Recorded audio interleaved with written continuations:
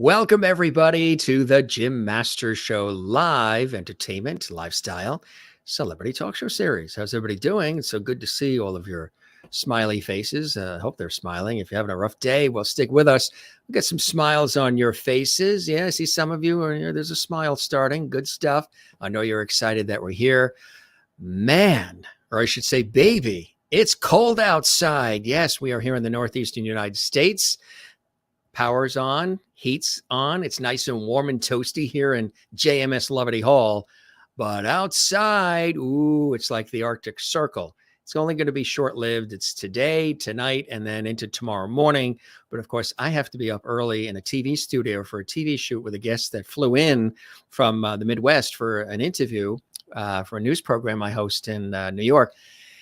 It's cold. Right now, it's like 12 degrees and the wind chill. Ooh, it's again like the Arctic Circle. Kind of refreshing, I guess, but there's no snow here because we're along the coast. We're in the New York area here in the United States, along the southern New England coast between New York and Boston. We're lucky. We've not had a lot of snow this year, if any, hardly any, nothing really. Flurries, a little sleet, that's it. But for those who are further north, wow, it's even colder. I mean, they're talking about, I think they said on Mount Washington, for those of you who follow me on Facebook, Instagram, Twitter at Jim Masters TV, you saw, I think about a year ago, we climbed to the top of Mount Washington in New Hampshire. Beautiful, stunning. You could see for miles. And we were lucky because it was, a time of the year. It happened to be July 4th weekend. And the weather, we just hit it right because, at a moment's notice, being that high up, you can have clouds roll in. It can get cold and windy even in the summer. They said, I think it's going to be tonight, minus 150 degrees as far as wind chill, like the coldest ever in America up in New Hampshire on the top of Mount Washington. We went there, actually, you may remember those who watched all the time, when we went to see our friend John Davidson. Yes, legendary John Davidson, and his fabulous new venue he has up in Sandwich, New Hampshire, in the Lakes region, Club Sandwich. Yes, John Davidson, the actor, the singer, the talk show host, the legend. And after we got together with him and all, we went up to Mount Washington, and it was nice, but it wasn't negative 150 like it is now. Hope you guys are doing well. Thanks for all the tweets. Thanks for all the Instagram messages. Thanks for all of the Facebook love and private messages and emails and everything, telling us how much you're enjoying our series as we inch up on almost 900 episodes.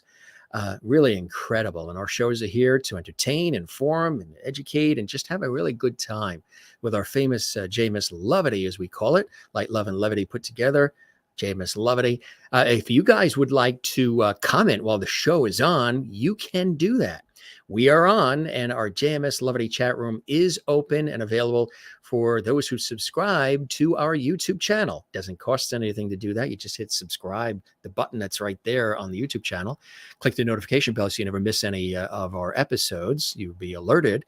And guess what? You can actually comment right now in that JMS Loverty chat room that is filled with comments and hellos and greetings and good words and positive vibes, as it always is. So subscribe to the YouTube channel, and you get to get an extra bonus from us, and that is to comment in the JMS Loverty chat room and be interactive with us. And we might even sprinkle a comment or two on the screen as well. And again, wherever you are watching around the world, we have an international audience.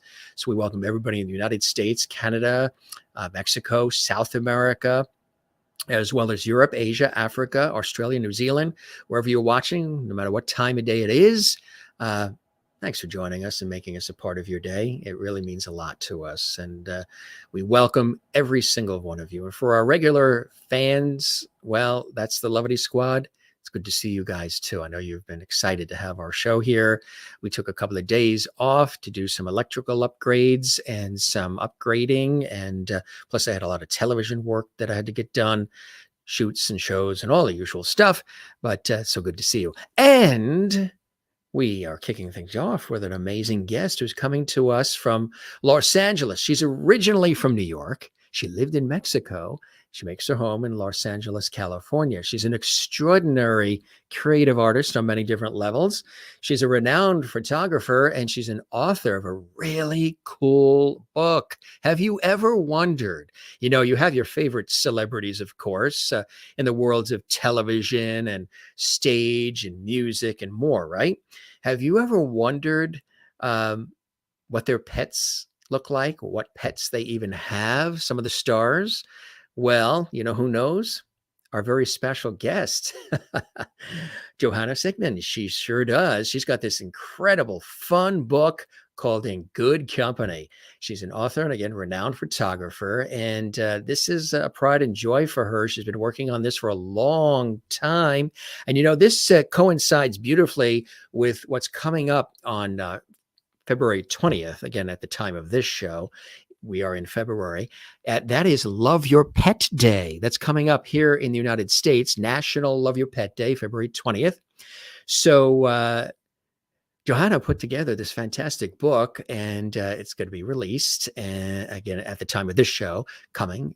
A book that features many of your favorite personalities with their furry loved ones, with a portion of the proceeds actually benefiting Apex Protection Project, a 501c3 nonprofit organization. Now, some of the amazing people, I'll just list off a few. She can tell us some of the other surprises, but Ed Asner and his pet, Liz Abbott, Caroline Beck, Ed Begley Jr., yes, Raissa, Katona Bennet. I know her personally through friends of mine, David Friedman, the composer, and Sean Moniker. Small world, huh? Just some of the, I don't want to give it all away because we want to show you some of the incredible folks. Norman Lear, of course, who just celebrated the 100th birthday. Richard Karn, Dave Kaz, who we love, and we had an opportunity to meet him. He's a great guy. Smooth jazz, saxophonist, and so much more. Alex Rybeck, no Alex, of course. So many great people. Adam Schiff, too. Has been photographed with his pet. Mark Winkler, Gene Stone, and the list goes on and on and on. It's really, really cool, and it's something special. People, really are their most genuine selves when they're with their pets, no matter how experienced or nervous someone is about being photographed, interviewed, or even in crowds. As soon as they are with their pets, everything changes. This coffee table book, you see it on your screen. It's where it says In Good Company. It's fine art portraits featuring notable people from a wide range of fields: art, science, literature, performance, music, and more, with their pets. And it's really, really cool. As I mentioned, portion of the proceeds going to Apex Protection Project, Los Angeles-based 501c3 nonprofit organization created to save the wolf species through education, rescue, and advocacy. Unlike traditional pet portraits, these unique images, and we're going to show you some here, they depict the relationship between people and their beloved pets. They portray everyday moments between them, which are intimate and mundane, often humorous, whimsical, or touching, and always genuine. Each person provides Johanna with personal details of their relationship with their pet in order for her to envision a concept that is particular to them. Yes, you see her on the screen. Don't you love the image of her sort of in that bubble? It's like a bubble. You remember you would blow bubbles as a kid? It's a really cool image of hers. She's very creative. Sometimes we run through some things we're going to see in advance, but I'd rather wait, have her on, and then we're going to take you through this wonderful story and show you some really, really cool photos that she has, or fine art portraits that she has captured with the celebrities and their pets. So I see a lot of comments coming in. You have comments, questions, want to say hi to each other or to us, feel free to do that. And again, thanks for joining us. Now, coming to us without further ado with this Gettysburg Address introduction, it's time for Johanna. Join me as we welcome her live and direct from Los Angeles, California. Johanna, hey, welcome. everyone. Hey, Jim. Great to have you here. That was an epic intro. And I should say, regarding your weather, Puxatawny Phil did warn you. So, Yeah, 6 more weeks of the stuff, huh? Yeah, apparently. Yeah, I wasn't kidding. Oh, boy. How are you? You look snug and warm in your California home there. Yeah, we are warm here, much warmer. Went out for a stroll today. It's We have very lovely weather. I'm sorry, I don't mean to rub it in. So maybe we should just go past the weather on to Go the past pets the in the weather. book. Yeah, this is strange for us because we've had a very warm winter, no snow because we're on the coast. But this is just, a little reminder of winter and full effect. Uh, Hmm. but you're originally from the East Coast, right? I mentioned in sort of the introduction there, Right. originally from New York and then lived in Mexico and then back to New York and then LA. Tell us earlier. um the experiences that you had maybe in New York and then that led to Mexico and how all of that enhanced and maybe even introduced you to the world of art and photography and being a creative person as you are, Johanna. Mhm. Well, I will tell you, I have a much closer connection to art than that way. Yes, I was born in New York, but we moved to Mexico when I was only 3 years old. So I grew up there with everything that is the cultural, zeitgeist of, the colors, the flavors, the sounds. Um, but more importantly, my mom was a renowned sculptor down there, Naomi Siegmann, and she, from the earliest age, she had her workshop at home, and we would come in and watch her in the workshop, with a 14-inch chainsaw covered in sawdust, and we, hey mom, how you doing? Vroom vroom, Yeah. so and we'd go to the museums with her, we'd go to galleries with her. She had her own shows and exhibits, and there was always art and artists in the house. So that's the environment I grew up in. And then on top of that, I was bitten by the theater bug at about age 5. So I spent a lot of time in theater during my life. I spent in as an adult because I didn't pursue the career when I was a child, but when I moved to New York, I started acting, and I was in that business for 30 years. And theater, I never really, I mean, I had a couple of movies and stuff like that, but it was mostly theater, so it's ephemeral and it's gone, and there's no evidence. If you weren't there, you missed it. Um, but that's where I got my sense of lighting and color and staging. I directed for about 8 years as well, and all of that fed into the photography, because I was a performer. And then in Yeah. 2007, I had breast cancer, and the chemo Mm. changed how I was able to express myself. And I couldn't How did it memorize. do that? What was some of the things that did change? Is it a physical change or is it a perspective or all of the above? Um, in my case, uh, it really rearranged my brain somehow. I think it's like the foremost frustrating words in the cancer process is it's different for everybody. So no matter what your question is, the answer is it's different for everybody. And in my Right. case, it kind of scrambled my brain. And I guess some people call it chemo fog, but I was able to function just fine. I just was not able to write. I did a lot of writing, and I simply couldn't access the words. They were just not there, and it became very frustrating. And I realized at one point that I could retain images in my head. So if I had an idea, I could access that idea all day long. And I learned photography in order to recreate what I was seeing in my head through my camera. So, what were some of the first things that you started to capture and photograph early on? What were the interests that you had? So my first camera was a Kodachrome Instamatic. Yes. There's a song about that, Yeah. and I think like most people, I was drawn to things that I saw, people that I knew, things that I ate, stuff like that. I was taking pictures. I think the vast majority of people take pictures. And it wasn't until after the breast cancer and the chemo that I joined an online website that had themed weekly contests. And suddenly I discovered photography. So it was different because it was more about purpose and more about telling a story or a point of view or reframing some kind of a concept. And that's where I started. And my first efforts were, let's just say, forgettable. It was frustrating, but you just keep doing it because I really found that that was a way I could express myself creatively. It was a way that I could tell my stories. And as I started to get better with the technology of it, which is a whole different thing from performing with your body. Now I was having to somehow condense all those thoughts and emotions through an object into a flat piece of imagery. Right. And so once I started getting a better handle on that, I started being able to focus more on what I wanted to say, not how to say it. You're right. Exactly.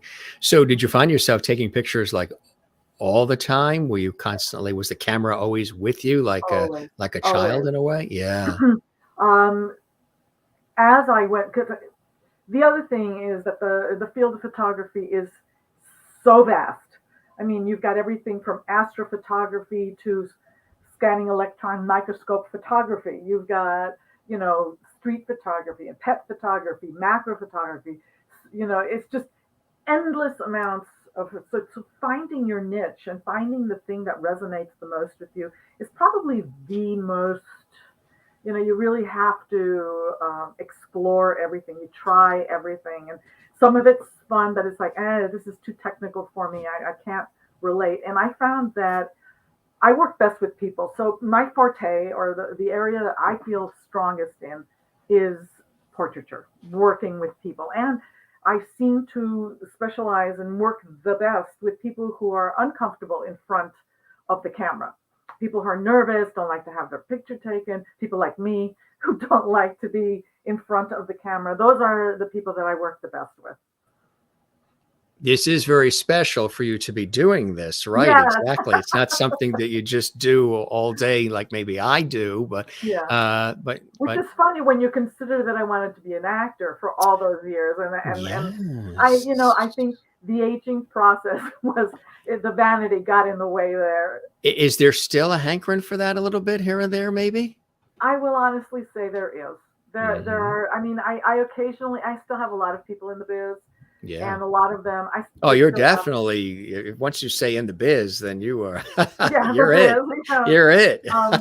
Mostly theater, so I get asked to do readings, or I'll do voiceovers in Yeah. Spanish because I'm bilingual. Right. Um, but being on stage, that there's it's a very sacred space.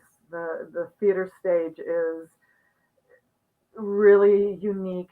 The relationships you build, it's such a sense, it's such an intimate community It with is. your fellow cast members because it's completely about trust. You go out there and bare your soul and know that if you trip in any way, one of them is going to come and rescue you. So it's a very, very profound bonding, which interestingly is completely the opposite. Photography tends to be very solo like. Yeah. I mean, I think if you're a studio photographer and you have a big crew and all of that sort of stuff, it's more similar. But that's not what I do. I tend to work alone, especially with the pet stuff, because especially with dogs. Dogs are like squirrel, other thing, and so if there's another person, and all it will take is somebody shifting weight to Mhm. get their attention away from me, and then I may miss the shot. So I tend to work alone, and so I do miss the community and that sense of belonging that happens on stage, and the interaction that you have with the audience is is um, is something else, very very different. Did you have pets growing up as a kid? Oh yes. What did you Let's see. Well, have? I had the traditional dogs and cats. I had a bunny rabbit. I had a white rat. Mm. Um, Let me see. Did I have a bird? No, no. Somebody else in the family had a bird. The little parakeets, the little Oh, blue yeah. green one. My Yeah, cousin had a guinea pig. Remember those? anything. Yeah. She had one Yeah, of those guinea pigs. but I really, I don't own them anymore. My last pet was a cat. I'm a cat lover. I love all animals, but I have a special place in my heart for cats because, well, they're real a-holes. They really keep you, They sort of yeah. they're independent. Is Yeah, that well, what? they Yeah, really keep you honest. You yeah. don't get away with anything with cats. We had a And black cat with yellow eyes, and we named it. We had said if we're ever going to get a cat, because we had dogs and cats growing up, but mhm. then we were going to get a cat, and we said, well, we would name it Pompous, and that's exactly what we named it, and that's what he responded to, and Right. lived up to that name very well. Pompous, come over What here, is it? Pompous. I mean, there is truth to the adage that dogs have owners and cats have staff. It totally is. But there's something about them. I like how they demand that you be genuine. Dogs will love you no matter what, and that is their gift. Mm. Dogs are all emotion. They're all love, and cats are like, yeah, no, you don't deserve me. Work Prove it, harder. right? Work harder. That's Work right. harder. I don't like the dry stuff. I like the moist food Yeah, instead, there right? you go. Yeah, yeah. That is funny. So you had the pets growing up. Then what furthered this interest in wanting to uh, photograph them and make these fine art portraits and go deeper into all of this? So there was a very specific moment. I had a very specific moment on that website where I learned all my, the themed challenge site. There was a one challenge where we had to recreate a famous photograph, and it was as a result of that challenge that I realized I wanted to do studio photography. I had an epiphany. The clouds parted, the angels sang, The right? whole thing, And yeah. the whole thing, and it was like, oh my Moses God, parted the sea, and yeah. the sea parted, angels, yeah, the whole thing, the beams of light, um, and in fact, the woman who was the model for that shoot is also the friend who asked me to do her headshots. And when I went over to do her headshots, her ancient dog came in and sat at her feet, and Wow. um, she said, "Hey, when we're done, do you mind taking a photo of Jonesy for me because he's really old. I don't think he's long for this world. I really want a picture of me with him." And I'm like, yeah, yeah, sure, no problem. So um, I was taking pictures and nothing, it wasn't clicking, so to speak. Yeah, she was in a chair. He was on the ground. He could not get up. He was so arthritic that, and I said, just get on the ground with him. I'm not getting anything between you. So she got on the ground and suddenly this magic started to happen. He leaned into her. She moved, her heart opened, and I could see this through my lens. And there it was, the clouds parting again, the epiphany happening. And I'm like, Yeah. oh my God, I need to do more of this. This, not just person and animal, but what is happening between them, the communication, the love, the relationship, the things they do together to express their love to each other. And that was immensely interesting to me. I became obsessed with it. And I didn't, I wasn't interested in just documenting the presence of two entities. I wanted to show their love, their relationship, what made them special with each other, and that's how these images evolved. It's kind of an elaborate process to get to those pictures. So What was it about tying in with the stars, the celebrities? I would imagine, like I was saying in the introduction, people probably imagine, gee, I wonder what the home life is for that celebrity, and do they have a pet? Do they have something loving that's waiting for them? Other than their spouses and kids and all, yeah, boyfriends, girlfriends, but just yeah, a pet that is there. And sometimes they always say that the longer you're with the pet, you start to take on the look of the pet. And sometimes there are some people that you yeah, look at the person, you look at the pet, you're like, wait a minute, yeah. they could be It brothers. happens often. It, Yes. it it does happen often enough that I think there's something to it. Yeah. But in my book, there's only one, and you know who it is, right? Yes. Yes. And Yeah. we're So gonna everybody was like, "Oh, well, of course." It's that's absolutely. Um, I So the celebrity, what was it about tying in with them? I think, I think I wanted to, the whole purpose of this book is to remind people that we are all creatures of love. And to, we're in such polarized times right now. I really wanted to bring it back to humanizing people. And I felt that the best way to do that is to show that even the high and mighty, even the most notable people that you can think of, will all become genuine and real and grounded and focused in love when they're with their pet. That when we are with our pet, we are all the same, no matter what it is that we do for a living. And that was part of the choice of doing it that way.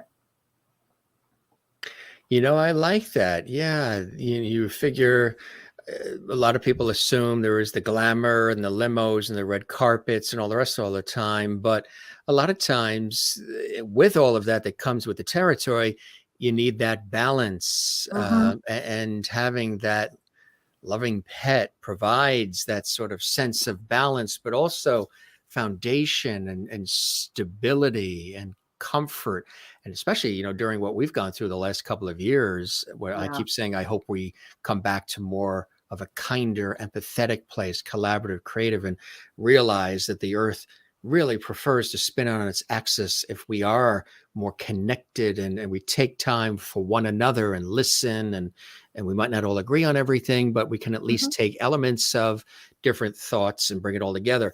And when you come home after a crazy day of smiling and doing and take one, take 200, and then there is the pet that Mm-hmm. just demands to be fed and housed and maybe walked, and that's it. When Yeah. you're being pulled in a million directions, Yeah. being in the public eye, it's a Yeah. very loving and comforting thing. And the book, that I love the title of it, In Good Company. How'd you Mm-hmm. come up with? I know it's an obvious question, but how did you devise the name? Because it's simple, but yet it says a lot. You know, it was a gift from I'm like, sometimes I don't know where they come from. Like a lot of the pictures, when I do an intake with the subjects, the human subjects, because I never show up at someone's home unprepared without a concept. Um, so there's this whole intake about, uh, you know, tell me a bit about yourself. That's, what do you like doing? What are your hobbies? What's your relationship like? Do you guys have cute rituals together? That kind of stuff. And they sent me all this information and I'm just reading it and I just allow the universe to drop whatever it is in my brain. And that's sort of how the title happened as well. It's a mystery. I don't know how these creative things happen. I'm not going to question it. I'm just immensely and profoundly Yeah, grateful that they yeah. chose my brain to drop You're a into. conduit, a facilitator. Yes. Absolutely, it's a channeling of some sort, and I do feel that that is what my work does. My work, when I work with these people, I'm very much about energy, and laws of Yes. attraction, and that everything resonates and vibrates in its own way.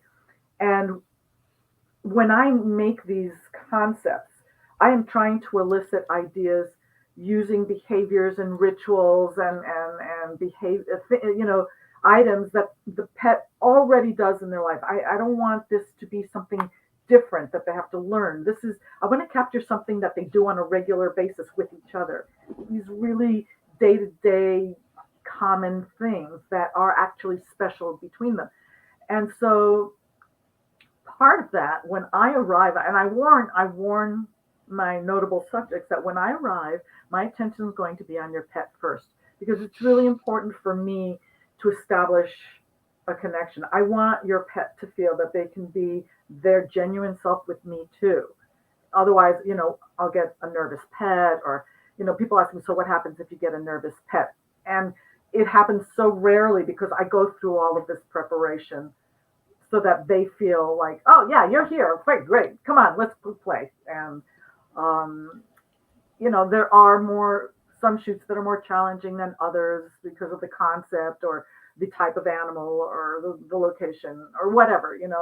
But generally speaking, this is how I show up, and I let and they try when dogs really like to jump up on you. I've been slobbered on and shed on and peed on and puked on and all the bodily fluids, and that's just part of it. And and that's just at the DMV.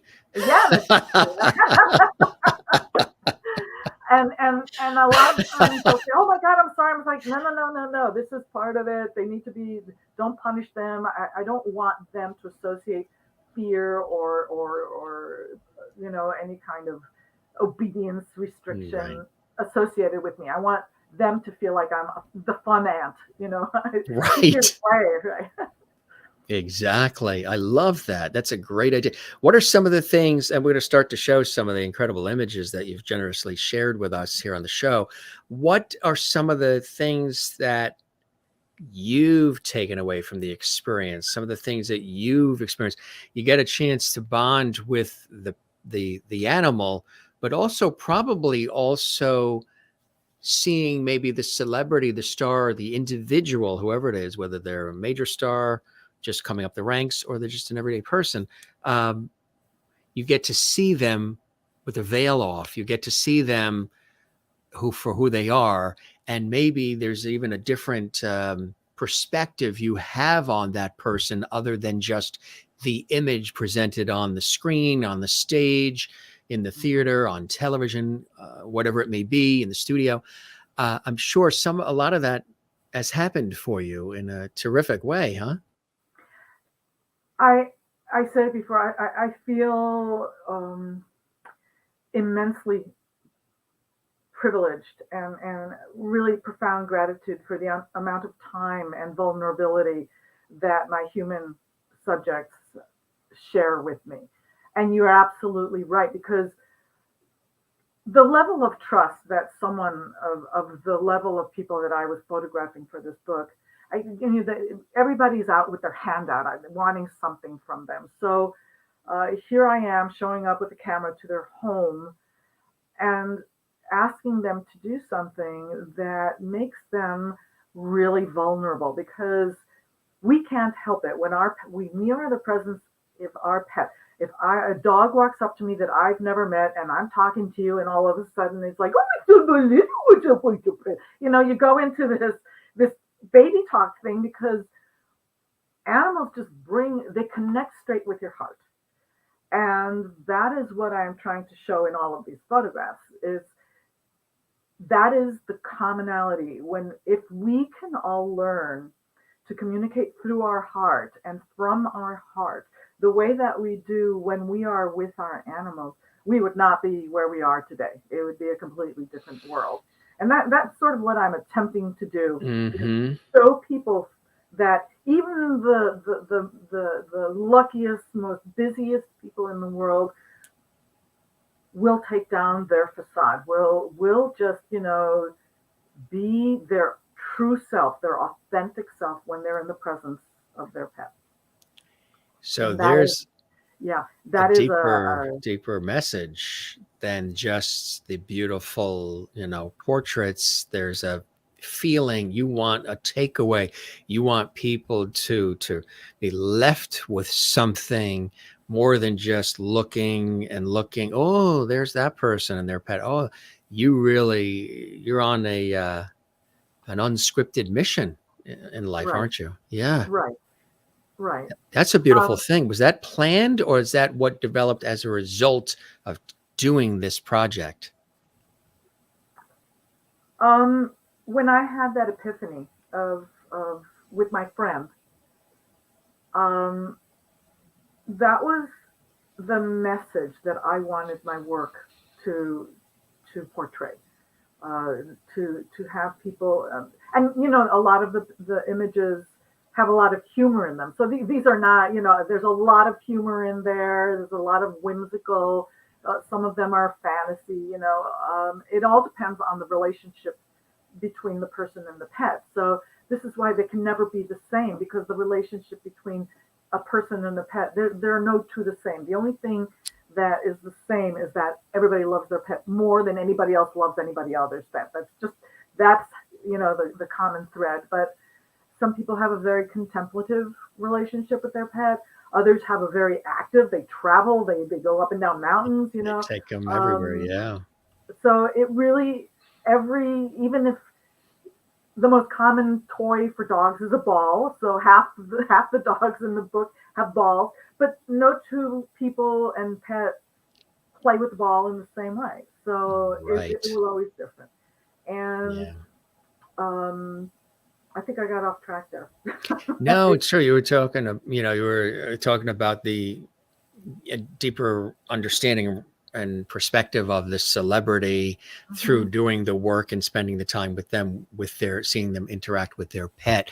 And it may have enhanced or enriched the perspective that you had that goes beyond just what the image and branding and marketing and what it says on the screen or stage. And Yeah, that's probably happened to you. Like yeah, when you were photographing Ed Asner with Dudley. yeah. There we go. Yeah, that was Of course. Now, who would not expect Ed Asner to have a Dudley yeah, that looks like that? Of course. like Fabulous. a bulldog, They couldn't have absolutely. scripted that. Yeah. Yes. What was Well, this like shoot and how did this happen where Ed became involved? oh, how did And boy, do we miss him too. yeah, he was a force. He was a He really was. real force of nature, and he worked till the last minute. The man was He did. unstoppable. Um, how did it work? I, I've met so many people. I'm a little fuzzy on the chain of connections of how I got to him specifically. I think I was part of a seasonal caroling choir, and the leader was friends with his daughter, and they put me in touch. I think that's how the connection happened. But when I told him what I wanted to do, I said I want to. I see you in this after because he's won so many awards. This man, Yes, Ed it's Asner. like Yes. it's endless amounts of awards. I said I see this after hours, home from an awards ceremony, just hanging out, having a drink with your bud. Yes. And he said, got it, got it. And that's how I set it up. And that was what happened. And I, I elicit, And the cigar and the smoke and the whole sort well, he of, smokes cigars and he likes drinking scotch. yeah. So that was in it as well. Did he tell you you had spunk like he told Mary Tyler Moore? No, no, no. He used another word I can't say in polite company.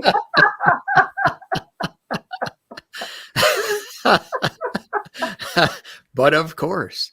But what you've captured is what's interesting and I like about it is it's not the typical where their heads are straight and they're right next to each other and just hugging and Hmm. the usual typical, thing that you would see. This really Right. captures as if you just walked in and capture them in a magical moment together. Yeah. Well, Yeah. that's it exactly. That is exactly what I'm trying to accomplish with these photographs. I want people to go, Yes. you know, it's not about it's like I walked in and they're doing the thing they do together all the time, not me posing them, right? Well, okay, well I posed them here, but I do want to I do But want to answer. that's I see there's a incredible. question from Marilyn asking me if I have pets now. I do not. My last pet was a cat, and that was a long time ago now, over 10 years, way over 10 years.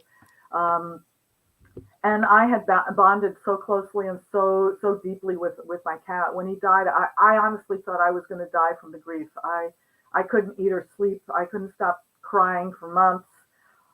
And I just my connection with animals is it's just I'm like empathic with them, and I can't. So instead, I photograph them, and I travel around, and I meet all sorts of people and tons of different animals. I just recently did he's in the book, Ron King, with donkeys. I honestly, if I had the land, I would have donkeys. Donkeys are just, oh my God, who knew? They're like giant dogs. It's just the They most are. amazing. They're loving and affectionate and smart. They're so funny, unbelievable. Yeah. Mm, that's cool. That's cool. So yeah, were in love with your cat, and it's Yeah. hard to just Yeah. And even, replace. yeah, even in just in the session of photographing, when there is an animal that is particularly loving or relaxed or fun, I'll bond with them immediately. And the phrase I hear the most from people when I photograph is like, "I've never seen him do that before," and Mm. it's I can't They're explain it. sensing your Yeah, authenticity, sensing that you're not there to harm, you're not exactly. there. I can relate to that, because I have that same thing in terms of the way animals react to me, and I've mentioned it a couple times on the show.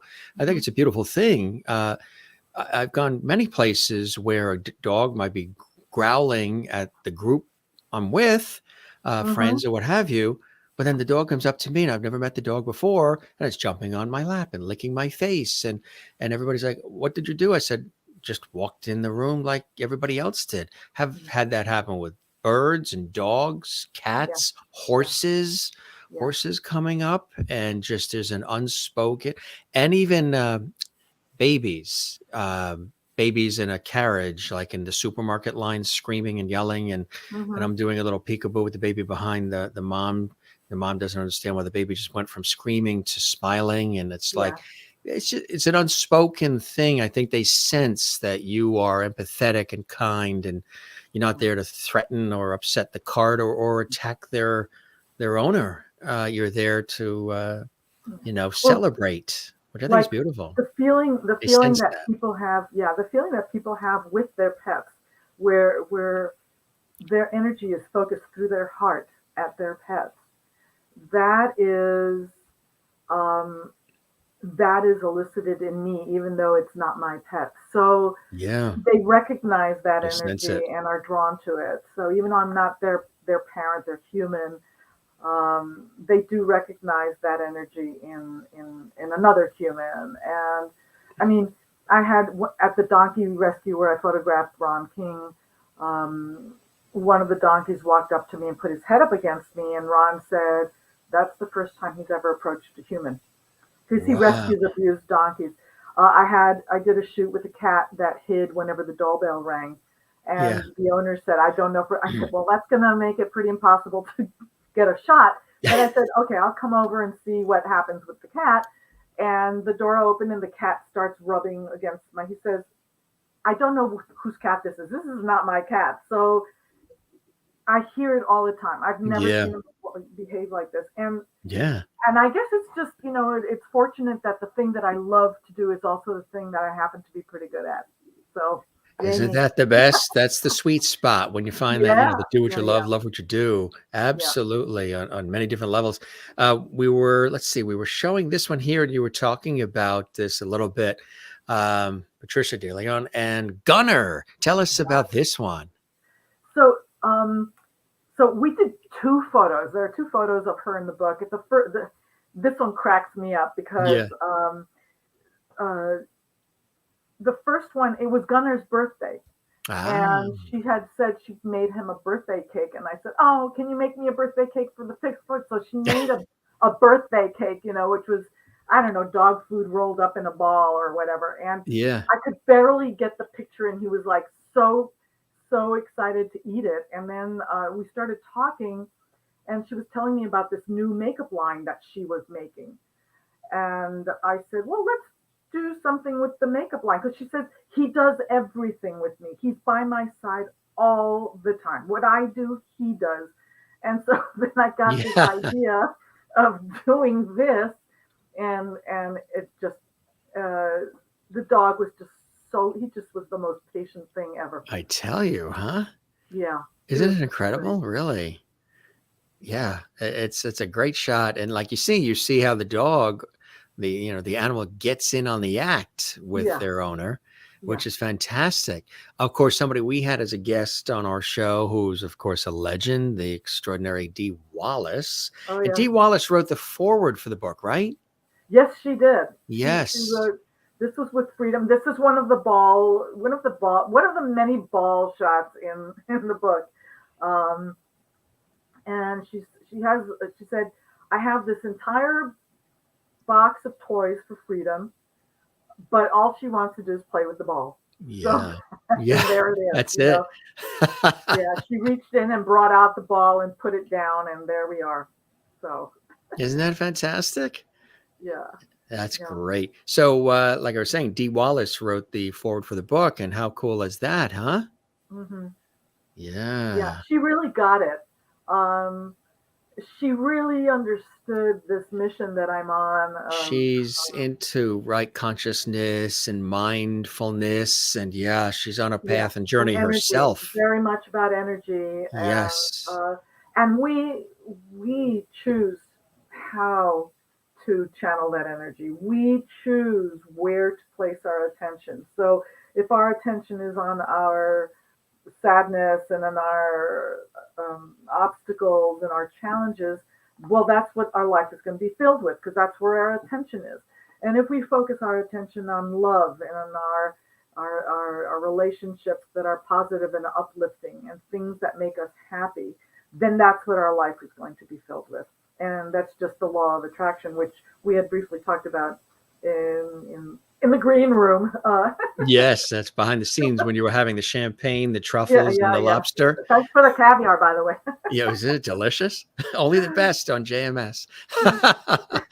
It's well, here's another great one too. I mean, somebody, the iconic, we just celebrated, hard to believe, 100 and still writing scripts for ideas. Norman Lear. Yeah. God bless him. So this was epic. This was just so epic. Well, he's epic. What can I tell you? He's a legend. Yes. And you had asked me earlier about people being genuine and taking off their mask and stuff like that. And I was at his home photographing some art for a book, a collection he had. And he met me and asked me, is this what I do for a living? I said, no, I do people with their pets. And he says, oh, that'll never work. I don't like my pets. I said, oh, I have the perfect concept for you. And so when I told him, he goes, oh, we've got to do that. So we pulled out our phones to schedule. And then I came up and when I came to the house to do this, he said, hey, I got another idea. And now I'm looking at him and I'm thinking, this is Norman Lear, the legendary producer, and he's about to tell me what he wants to do. And then I said, Norman, we're going to do mine first, and then we'll do yours, okay? Yes. And I could see on his face that he goes, oh yeah, you're in charge.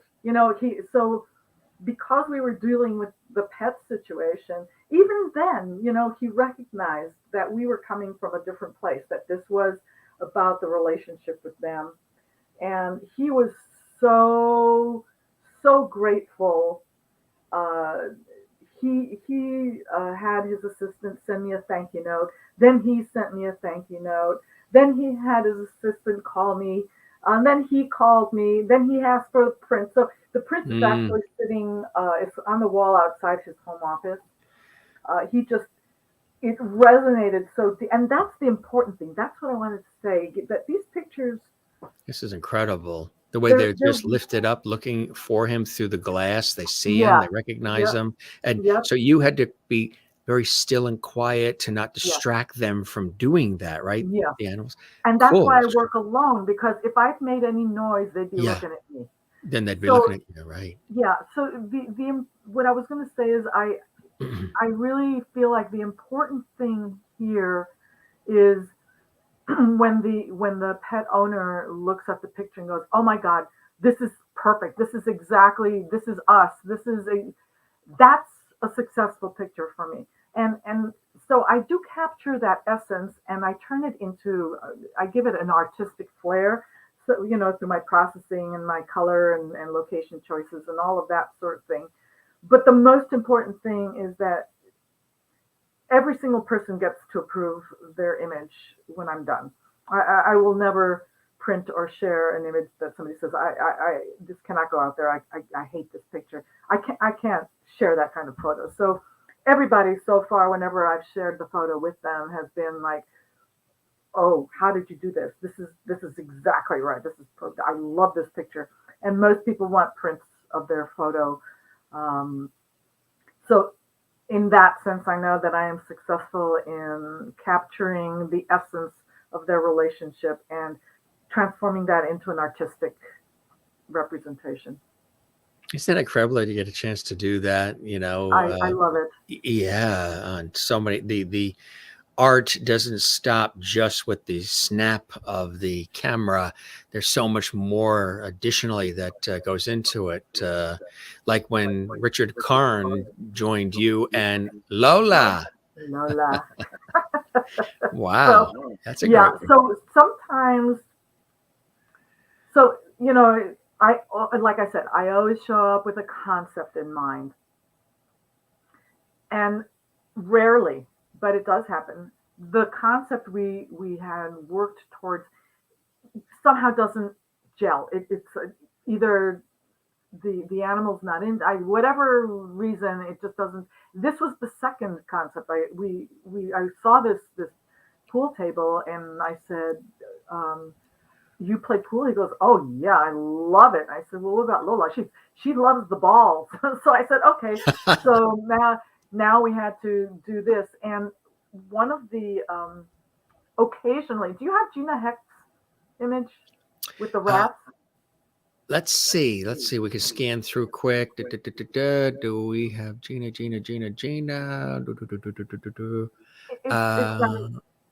Occasionally, no, that one wasn't sent. We don't have that okay. one. Yeah. Occasionally, to get the animal to do the thing that they do normally, right, I have to do some trickery.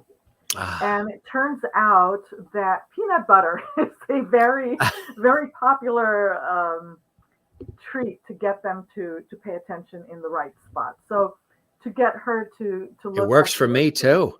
Yeah, I love peanut butter. Peanut butter. Yeah. So this is what she actually does, but to get her to do it on command, so to speak, yes, we use a little bit of peanut butter. So it's an authentic moment with a little bit of trickery. But I yes, do have a very important question. That it's more of a a real technical question. Creamy or chunky? I don't bring it with me, so it's whatever. It's whatever's in the cabinet. I don't have an emergency pack of animal food. I would never presume to give someone else's animal a treat that they did not have. So it totally depends on the human if they have crunchy or creamy. But you bring up a good point, because there's all this preparation beforehand. We talk about all these things for me to come up with the concept, and then I arrive. When I arrive at the house, I'm there generally an hour or less. So from the moment I park to the moment I drive away is usually an hour or less. And that's because I know exactly what I'm going to photograph. You know what so I, when I arrive and I do the energy calibration with the pet, then we look around to find the set for this concept that we've chosen. And when that's chosen, they go get into wardrobe that they will have shown me. And I set up the lights. We do some test shots. And with dogs, generally, I will get about 30 seconds with a dog before they go squirrel and off they go. And then they're gone. So it has to be. I have to know what I'm shooting for. I have to know how to control them or get them to. And usually if an image fails, it's because the human's going, because I'm very vocal. It's like, oh my God, so cute. Oh, and that's me behind the camera. And all of a sudden the human's going, what did he do? I'm like, no, you have to keep watching. So if an image fails, it's because the human got distracted by something I was doing. So it really is very hard for the human. They have to really hold the intention for that image. But then when I'm done, then there's more work after. I have to cull through the images. Then I create the art, add the artistic touch to Element the to finished it. images. Right, exactly. Dave Scott and is Capote, Capote. which is on the Yeah, cover of the book. Yeah. yeah. This image. Okay, I chose this for the cover because, well, look at it. Yeah. It's just, Yeah. you know, this captures your attention. There is so much energy, the eye Yes. contact between them. When I first met Capote, this is how he greeted me. Exactly like that. They jump up. He just jumped up, and I said, Dave, um, will he do that again? He goes, oh yeah, just try and stop him. Capote did this like 30 times in our session. We were exhausted. We were just exhausted. And and the colors just, I never know when I tell people to, this was on a location at a dance studio, and that was the color of the wall. So when we go there and I tell people to bring wardrobe with them, I don't know what they're going to bring. So it's always a crapshoot. I don't know if it's going to match. And this, even though it doesn't match, it somehow just works so well all together with the jeans and the red checkered. The whole thing is just, and he wears hats all the time. So I think it was perfect. Yeah, so it's a perfect choice because it does have that energy. And there's the cover there. It has that energy and that excitement. and And there's that love. You the can see love. them jumping together, you know? Yes, we're a team. Yes, this is us together through thick and thin. Right, Yeah. wherever Yeah. we go. Da da da da Whatever da. you do. Yeah. Exactly, just Yeah. like Ed Begley Jr. and Bunny believe. Yeah. Uh, So you see, this is like the opposite. This is such a contemplative, this is a yes, small moment. This is one of those images that's just really, this is that thing they do between them, you know. He yeah, works in his garden all the time, and Bunny helps. And this is what they do. The dog gets in there, he'll kiss him on the head, and it's that's just their that. thing. Yeah, It's their thing, and it was um, it was just small, you know. beautiful. Yeah, yeah, It's all heart, yeah. And the it one ear really up and is. down, it's great, Do yeah. you ever do you ever get emotional? Do you ever, is it something that, does something happen sometimes that's totally unexpected and it touches you in a very deep way as you are witnessing it and feeling it, seeing? Um, not not that way. I think the closest thing was the the second image, the meditation image that I took with Adrian Wilkinson and Tazo, where he's sitting in her lap and he's got his little paw on her arm. And I do, you know, you when you, how it feels when your heart gets squeezed. Yeah, yeah. That when he did that, it was just this you know, my heart got really squeezed on this one. But there was I don't know if you have a copy of the image between Gregory Teroyan and Vinny when I was doing my East Coast tour with all the Broadway and cabaret people. Yeah. Um, one of them asked me, "Hey, do you know Gregory? He had this dog Vinny, who was a media star. He did commercials. He had his own IG, you know, account, His own and IG account. That's his what own it IG is. account, yeah. And he died. So I don't know if you're doing that kind of photography." And I'm like, my initial reaction was internally like, well, no, Mm, it's usually people with their pets. But then I thought, you know, love doesn't die.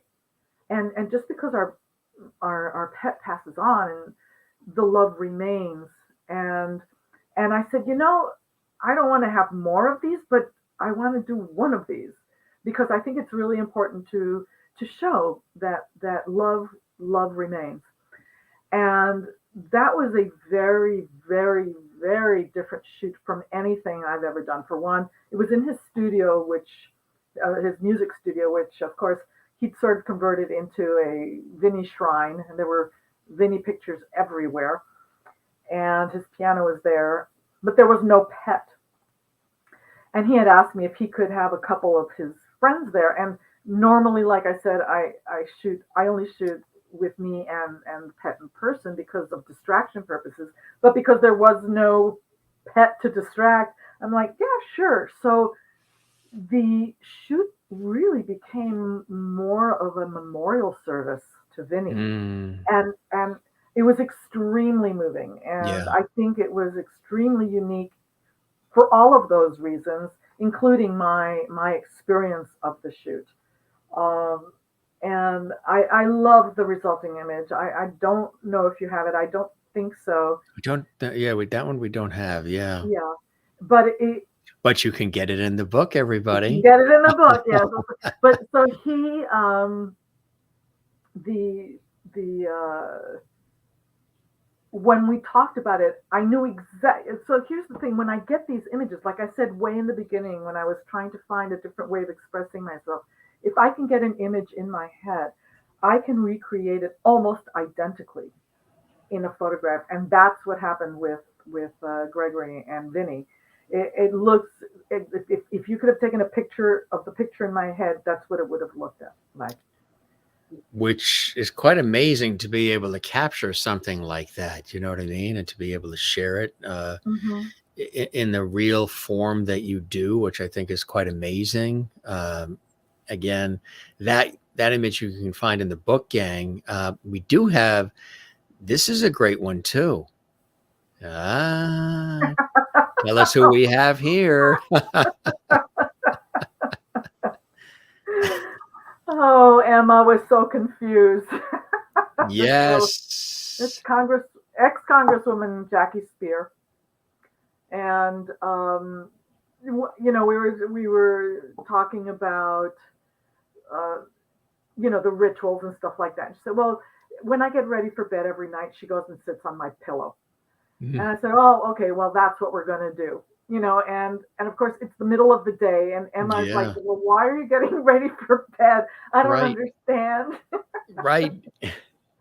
Yeah, Isn't yeah, that funny? yeah. That's a great shot. It's a great, and you're in there, you're in, they've invited you into a space that is very This private. is It's the the most bedroom intimate space. I in the mean, house. um, Yeah. the same thing with Frances Fisher. Originally, she didn't want to take photos in the house, but when I showed up, it was like 100 degrees, and she said, "Oh no, we're not shooting out here." And I was Yeah. very, very mindful because she was very concerned about privacy and all of that sort of stuff. And she said, "Well, how about on the bed?" And I'm like, "Okay, just to remind you that." So I said, the image in my head would be cropped very tight, and there would be very little, if any, personal data or images or anything like that. Right. Uh, but this is, and she said, we had a complete, that was another of those completely different concept. And when I got there, she goes, "Nope, I don't like that anymore. What can we do?" And I'm like, "Well," she said, "we can do it over here." And I'm like, "How about we cover the bed with scripts and you're reading scripts and surrounded by your dog?" She said, "I just cleaned off the bed of all my scripts." So that's exact. She says, "This is what we do every night. This is what we do. This This is our exact." routine. Yep. Yeah. Yeah. That's fantastic. And then, with the pillows and the comforter she's got, and Yes. just what she's wearing with the Yeah. scripts and the way she's looking down, and then, Yeah. Not it's a all, most very, of these, yeah, and that's most of these August. images, Yeah. It's with yeah, her. the August and Batman. And a lot of these, I'd say most of them are not people looking at the camera. Right. It's that's why it's like voyeur. It's like a voyeuristic look at somebody's relationship with their dogs. And to Yeah. be able to also master the comfort that the pet has with you being so close or in the vicinity of their family member, their owner, and to be in these intimate spaces where their owner is, Yeah. and to not be necessarily, growling, or just 2 hours of trying to calm the pet down. Not Yeah. that sometimes that can't happen, but Yeah. to be able to get to a point where the pet can be so comfortable and just take their mask off and just be doing their natural thing too with their owner, and for you to be able to capture it. Both are letting Yeah. you into their world. Well, and when you think about it, they are allowing me in proximity to the person that they protect. So it's like a double privilege. Animal trusts me enough to allow me in the presence of the person that they love so much. And like I said, I keep saying this because it's such a privilege. It is such an honor to have that level of trust and vulnerability given to me in these moments. I honestly I feel overwhelmed with gratitude It's that they magical. invite me into their home, and I always allow them to show me around. I never say take me to your bedroom. It's like, unless like with Jackie Spear, for example, that was the concept. She already knew that that's where we were going to be. This is and she could have said no. I don't want pictures in my bedroom. That would have been fine. We'd have come up with something else. So my process is to never push, never force. This is all organic. This is all got to be a natural. I mean, it's unnatural because there are lights flashing and stuff like that. But uh, the moment is never forced between the animal and you can always see when it is. This is why when people come in front of my camera with an attitude, I'm like, is that the attitude you want me to captivate? The camera sees everything. The camera, you can't hide from the camera. And then I'll show them the picture and how yucky they look with that attitude. And they go, oh, okay, so attitude adjustment, real fast. Yeah. Got to change that, right? Exactly. Got to change Hmm. that up, and that's good too. That you're giving those little tips, because then they'll be happy with what the results are. Yeah. Like with Kate and Allie. Oh, so I did a I did a interview with someone who normally deals with sports, and he said, I told him, hey, pet photography is a contact sport. Yes. And he said, yes, but we do have an athlete, and that is Katie Hoff. She's, of course, an Olympian swimmer, medal winner. And occasionally I'll come up with a concept, and the pet will have different ideas about how to interpret it. Like originally, I had wanted them to have a tug of war with the sock, Yeah. but Allie became very possessive of her sock, and I did not want to risk any kind of nipping or anything like Yeah. that. So Right. instead, we switched it to everybody gets their own sock. Right. Sock it to me. To each their own sock. Yeah. And what's really funny about this image that I didn't really notice it until much later is Katie's foot on the back pillow. Oh I yeah. could easily have cloned that out, but Yeah. for some reason, it's just like relaxed at home, my foot on the sofa. And it's just one of those little details that I'm the only one who notices it.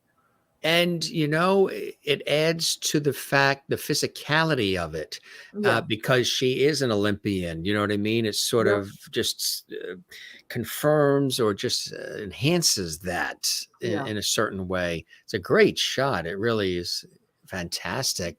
So Uh, one of the things you yeah. never know because, like with with Ed's picture, the dog, I can elicit these head tilts pretty easily. Most pet portrait photographers can, and with you just never know which way they're going to tilt their head. Right. And I had told Ed that I had wanted him to tilt his head as well. So you never know which way they're going to tilt. And it's always best when they tilt opposite. It's never quite as cute or funny when they both tilt in the same The direction. same direction, So right? whether they tilt towards each other or away from each other is a crapshoot. And you Hmm. never know. So in this one, they tilted towards each other as they did with Allie and Katie. And you're right. Yeah, right. You can see that. That's really cool. Yeah. Vernon Wells and company. So yeah, so Vernon. So Vernon. Okay, so Vernon. For those who don't know, he was Wes in Road Warrior. He has been in Commando. He was in Weird Uh, Science. Interstate. yes. He is just like this amazing character actor, and he plays these horrific, vile, Hmm. unsavory, sadistic, Hmm. disgusting characters. that's Yeah. his that's his bread and butter. Not But in somebody you would real take life, home to mother. yeah, right, exactly. But in real life, he is such a teddy The bear. opposite, right? He is absolutely, and in fact, I think most people who have these public personas uh, with this attitude issue in real Hmm. life, well, at least to me, at least in the presence of their animals, are absolutely wonderful people. Every single last one of them has just been generous and Yeah. fun and kind and patient. Um, Oh, they're and so, patient in this one, that's for sure. They want a piece of that sandwich there. yeah, so I wanted to make the biggest possible sandwich I could. Vernon's Yeah. a big guy too, Yeah. so I needed to get extra big bread for him. Yes. Um, and the original shot, and this is where as a photographer, I go in there prepared as possible, and you just Hmm. never know. You have to be prepared for the unexpected. And Yes. so Eddie is their main pet, the one Hmm. on the begging up on the sofa. But Molly, Ellen, I forget what the second, they're fostering the second dog. She wandered in. She's blind, but her nose works just fine. So Right. she walked in, and yes, the concept was totally back off. This is mine, Maureen. That is exactly what we were going for, uh, and that is he's. I wanted to incorporate his persona uh, that people know him from in the movies with this situation with his pets, and it was too funny. It was really funny. It's a great shot. It really is. And I wonder if Vernon finished the whole sandwich or if the others ended up Well, getting a piece. in all honesty, it's not really a sandwich. It's really big pieces of bread, a couple of pieces of lettuce. Lettuce, There may have been a piece of cheese in there. I'm not sure. It was really just for looks. just for the look. Just Yeah, for looks, yeah. I mean, there was exactly. nothing bad in it. So if the dogs had eaten it, they would have been just fine. But it was more a prop than it was a meal. Right, right, exactly. Even Adam Schiff in the act here Yeah, yeah. with the This was tennis such balls. an epic shoot. It was epic. Yeah, So, yeah, yeah. um, I live in LA, and his home district is Los Angeles.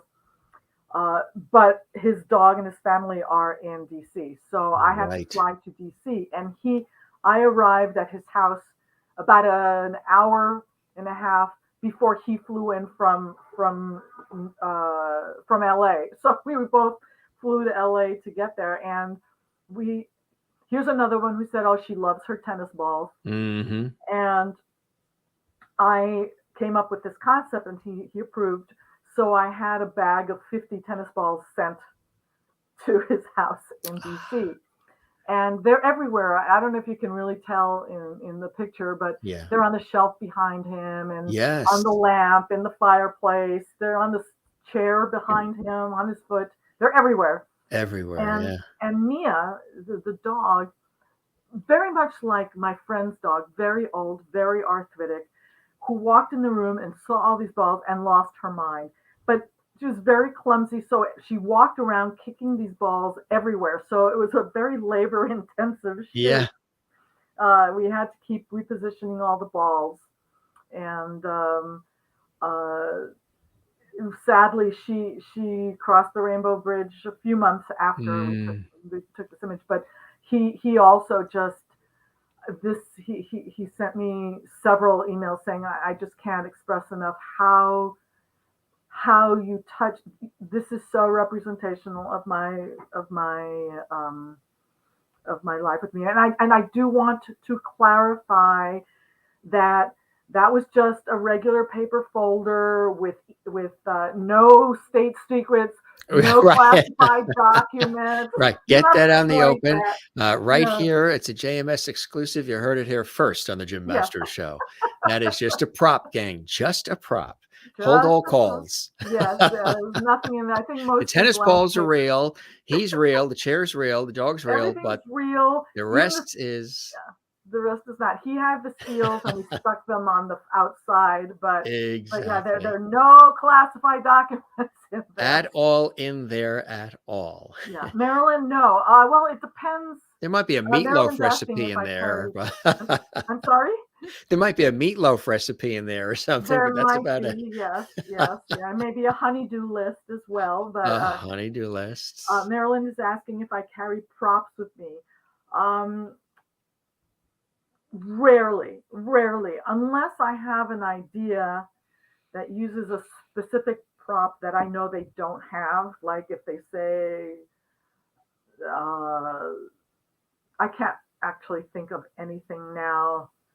Normally, if we come up with a concept, it's around things that they have Naturally at the house. Yeah. that they would normally have at the house. Yeah. The Vinny one, the memorial shoot, uh, he went out and got memorial votive glasses for that, so he didn't have Mhm. those at home. Um, but and especially when I travel, well, for example, uh, I didn't bring the 50 tennis balls with me for Adam's shift, but I did have them shipped there and ahead of time. So I guess that would qualify as bringing my props with me. But I didn't actually, they had some tennis balls, just not the quantity that I needed for this concept to work. Yeah. And then he sent you a letter on official government stationery that said, I give you props Yes. for your props.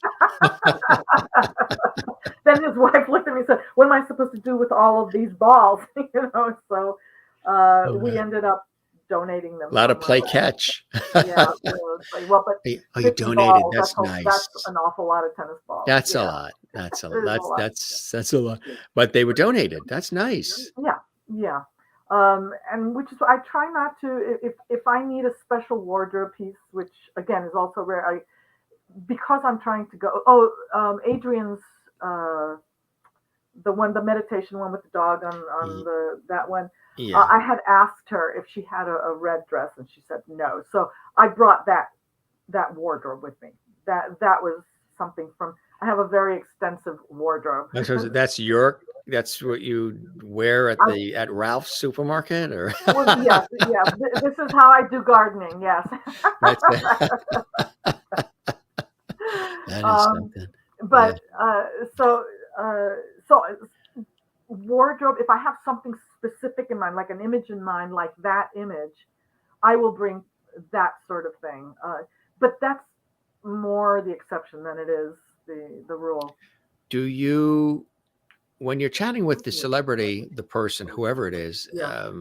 even non-celebrity, do they sometimes tell you what they want?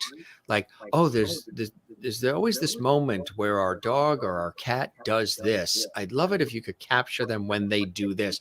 Do they sometimes try to direct the entire shoot?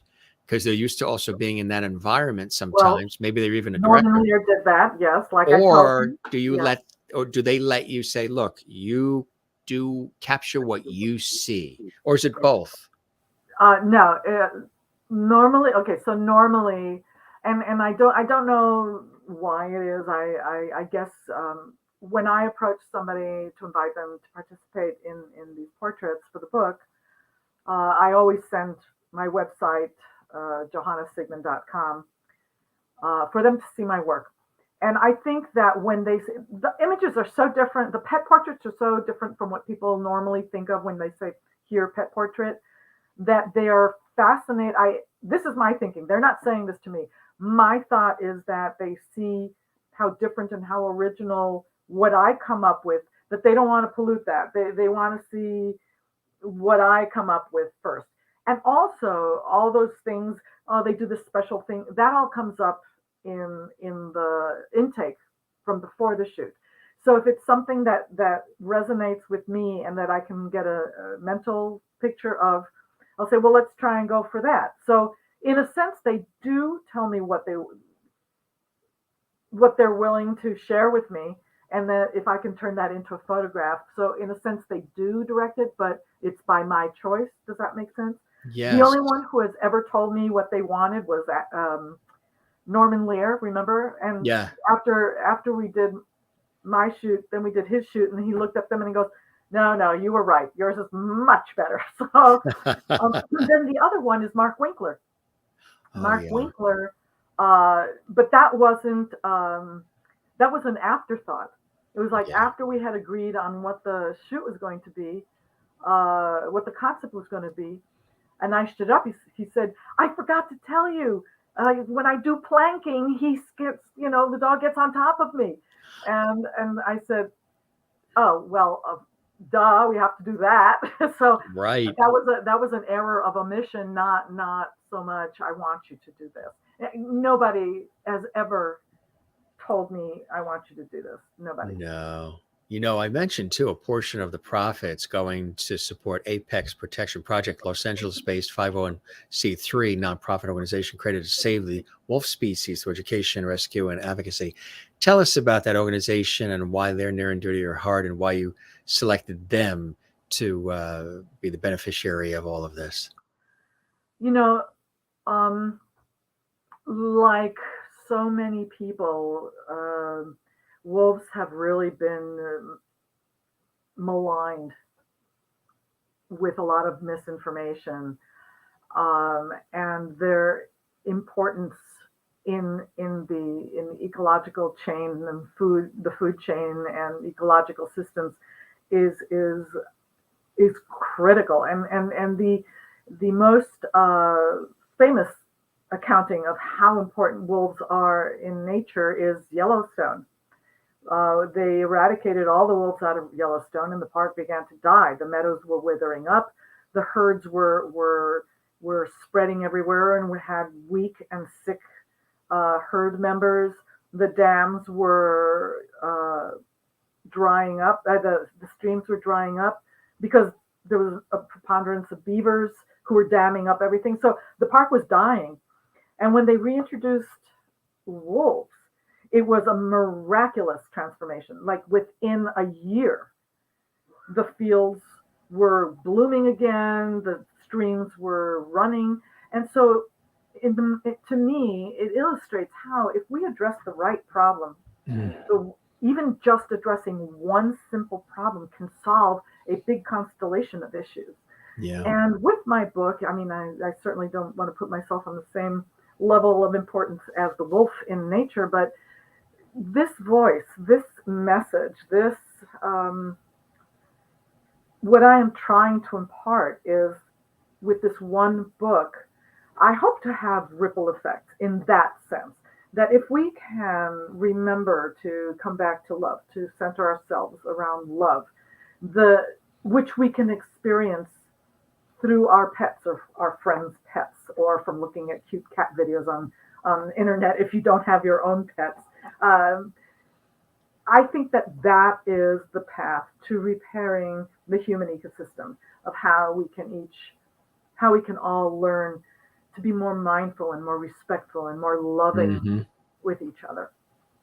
So that's, it seems like a really good pairing. The underlying vision for a lot of what you're doing. I kept telling everybody, when everybody was panicking during the pandemic, I said, well, if you can, get out and get involved with nature, get out into the forest, Yeah. Plant a garden. Gardening was one of the number one things people did. They got out and they got into the soil and they planted and nurtured. I do that. I'm a green thumb, but I'm also an ocean. The audience here knows I love the ocean. We're here along the coast, and the ocean for me, it's larger than me. And we're swimming, surfing, boogie boarding, sailing it, walking it, floating in it. Just give me the ocean and I'm good. You look like a surfer boy, yes. The ocean is, I just got to be, near it. I love the tide. I love the fact that it's bigger than me. It fosters life. It's beautiful. And just the constant flow of it, and the sun comes rising out of it and sets in it. So I said, go to the constants in life. The animals have no idea that there's a pandemic. They don't know anything about any of this, but they're still there. The squirrels and the horses and the forests are there, and take a nature walk, go hiking, go to the ocean, whatever. Even if you can't go outside, if there are a lot of people who are immunocompromised, or who couldn't get the vaccine. I don't want to get into that, but who for one reason or another could not just can't get out the side, right? Out there. Grow them inside. Grow a potato. Have you ever grown a potato? Put the toothpicks in. It's the same idea of. I have Irish in me. You're asking me if I grew a potato, and I ate it too. Yeah, grow your own potato. So, but it was a famine. Yes, there was. But in terms of choose things that connect you with your heart in a positive, loving way. Because if we are constantly in anger, our heart shrivels up. It becomes harder and harder to connect with people in a loving way. Again, the law of attraction. If you are putting out hate, that's what comes back at you. If you are putting out love, love is what comes to you. And I have experienced that over and over and over. It's not a coincidence. It's not by mistake or accident. I am constantly in the place of, I put myself like E.T., that glowing heart thing of and it brings in D again, to try and channel my energy with everyone I meet. That is where I meet them from. Yes, right. Is from here, from my heart. And then dog barking agrees. Is there a dog Yeah, barking? no, I have. There's a dog next door totally agreeing with me. Absolutely. Have you bonded with that neighbor's dog too? Yeah, no, they're in another building. I don't know them, but I hear them all the time. But he's feeling the energy. He's watching this. He's a lovity. He's watching the channel right now, and he's feeling it. So either that or there's the mailman is going by. I'm not. The mailman is probably going by. But I did want to say thank you to Maureen for your really beautiful comment. Our lovely audience commenting in our chat room. Concept, we're very interactive. I am grateful to the universe and to whichever guiding angels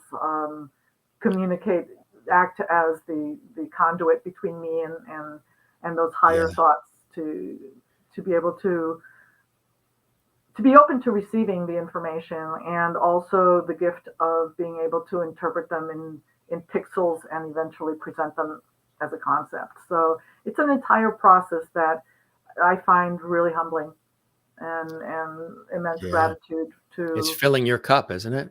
It truly is. It truly is. And,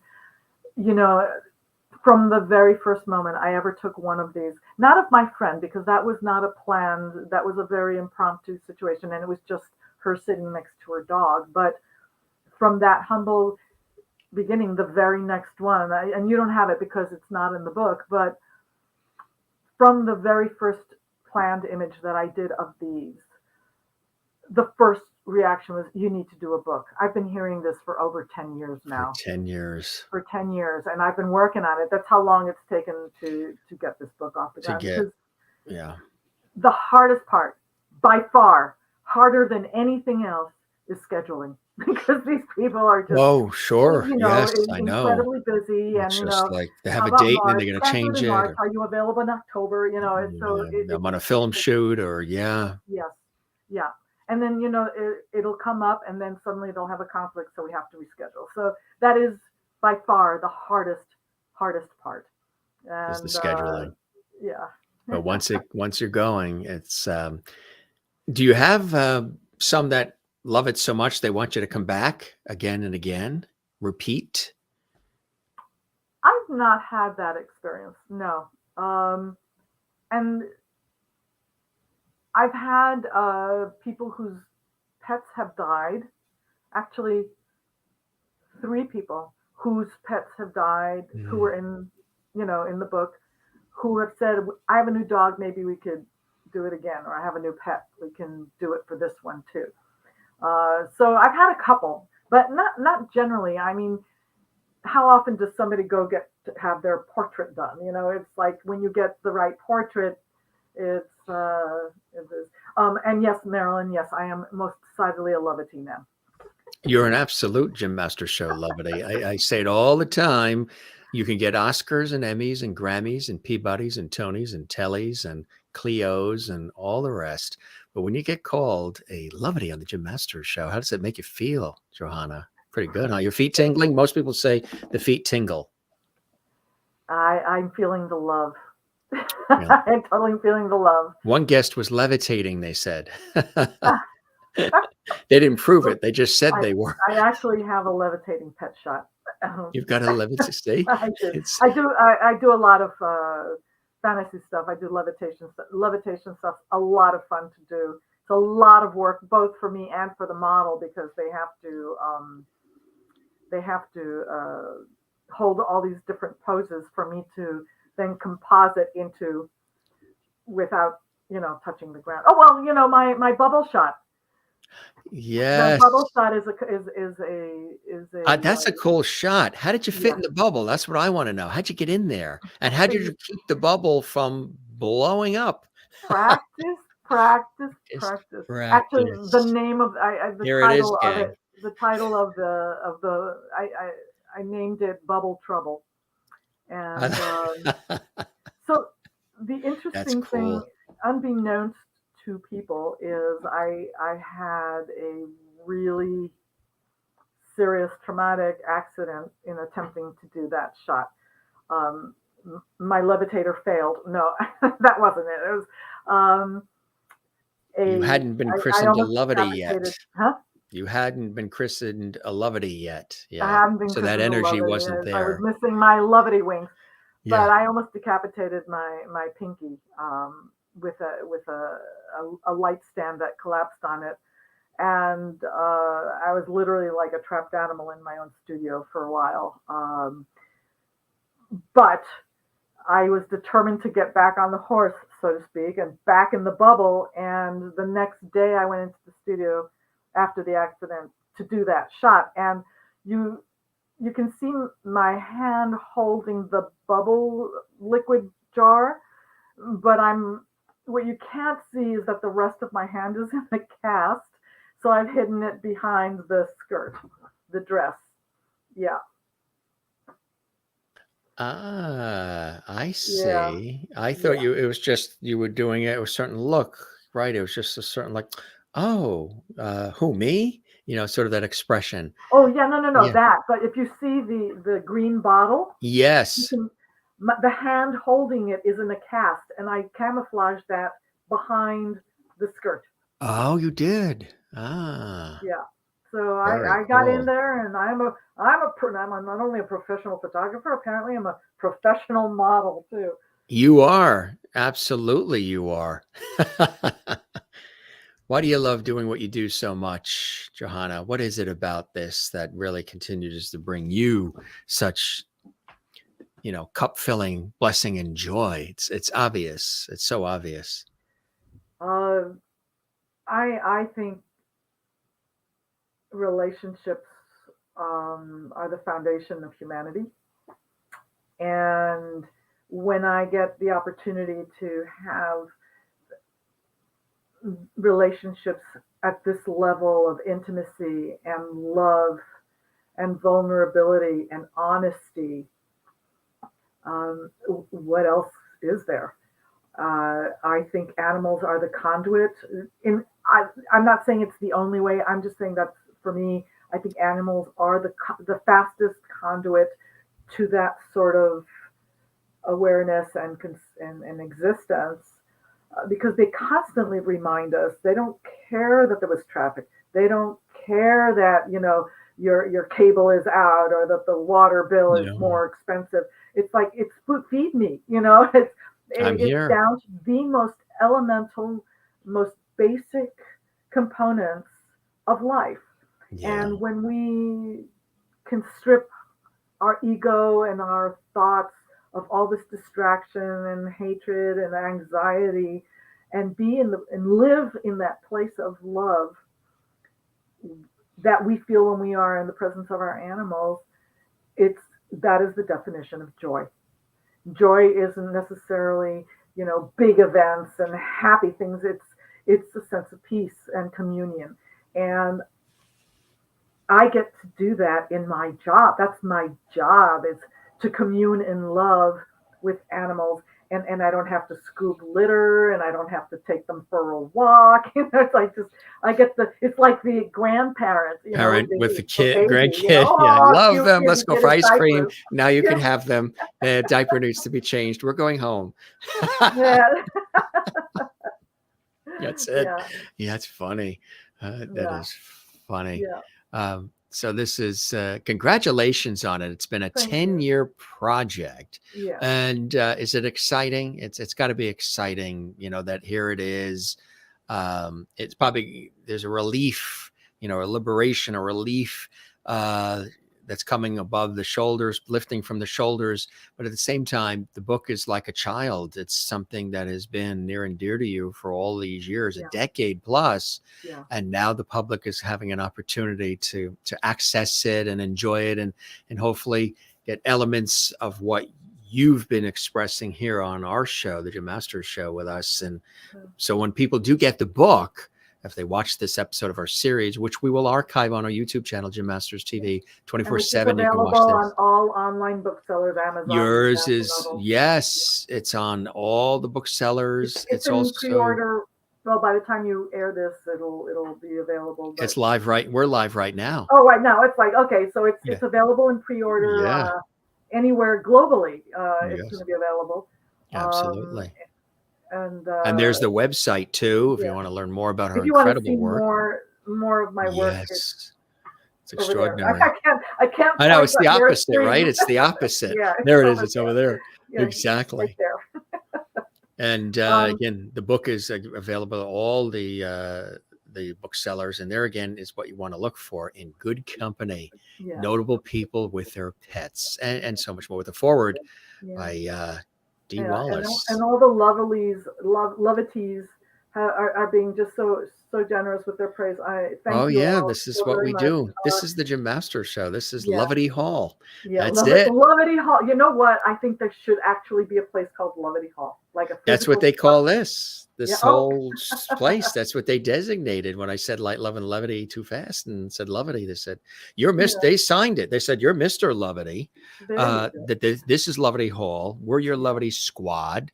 The guests are part of the Levity family, which I think is really, really cool. And then they usually say that they're part of the, the Right. Levities, which I think is Yeah. great. I And to just like share to the let levity. Marilyn And they even know. sent me a mini Mr. Oh, bobblehead! Mr. Levity. I actually like you with the. I think the beard and mustache is awesome. So maybe a Sharpie, What is it, about a year or so ago during the pandemic? Yeah. I did something I always wanted to try because, working in television and all the rest, it depends on the show, the project, and everything that I'm doing. And I usually change the look a lot based on what the projects are. But I wanted to do something for the longest time. And that pandemic situation for a lot of guys too, they sort of tested the waters a little bit. And because the salons and barbershops were closed, they let their hair grow. And I did. And mine went down to here. Wow. And it was very cool. It was very cool. There's a lot of things I was able to do with it. And it was like a mane, and it was like I came off some Greek mountain or something, or it was just really, You mean it an was Irish cool. mountain. Yeah, and an Irish mountain. Yes, the cliffs of Moher. And it was cool, and it was tough to manage. And then eventually it started to get shorter and shorter and come up, and now it's how it normally is.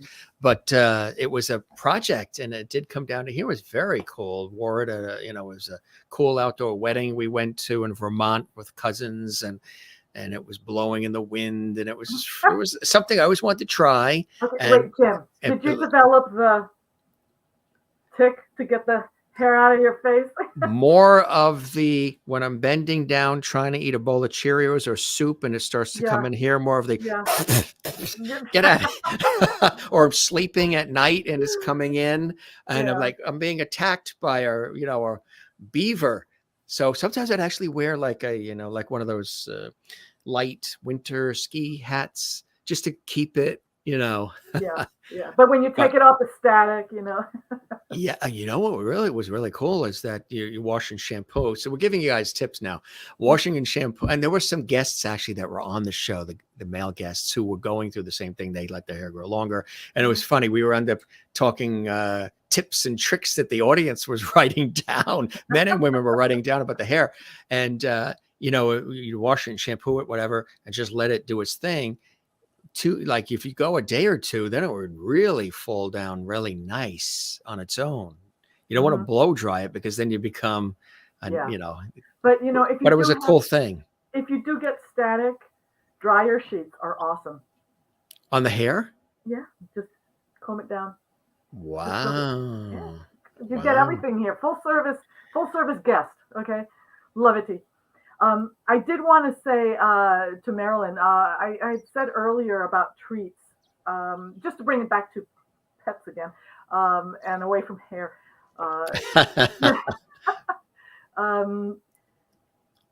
I do not bring treats.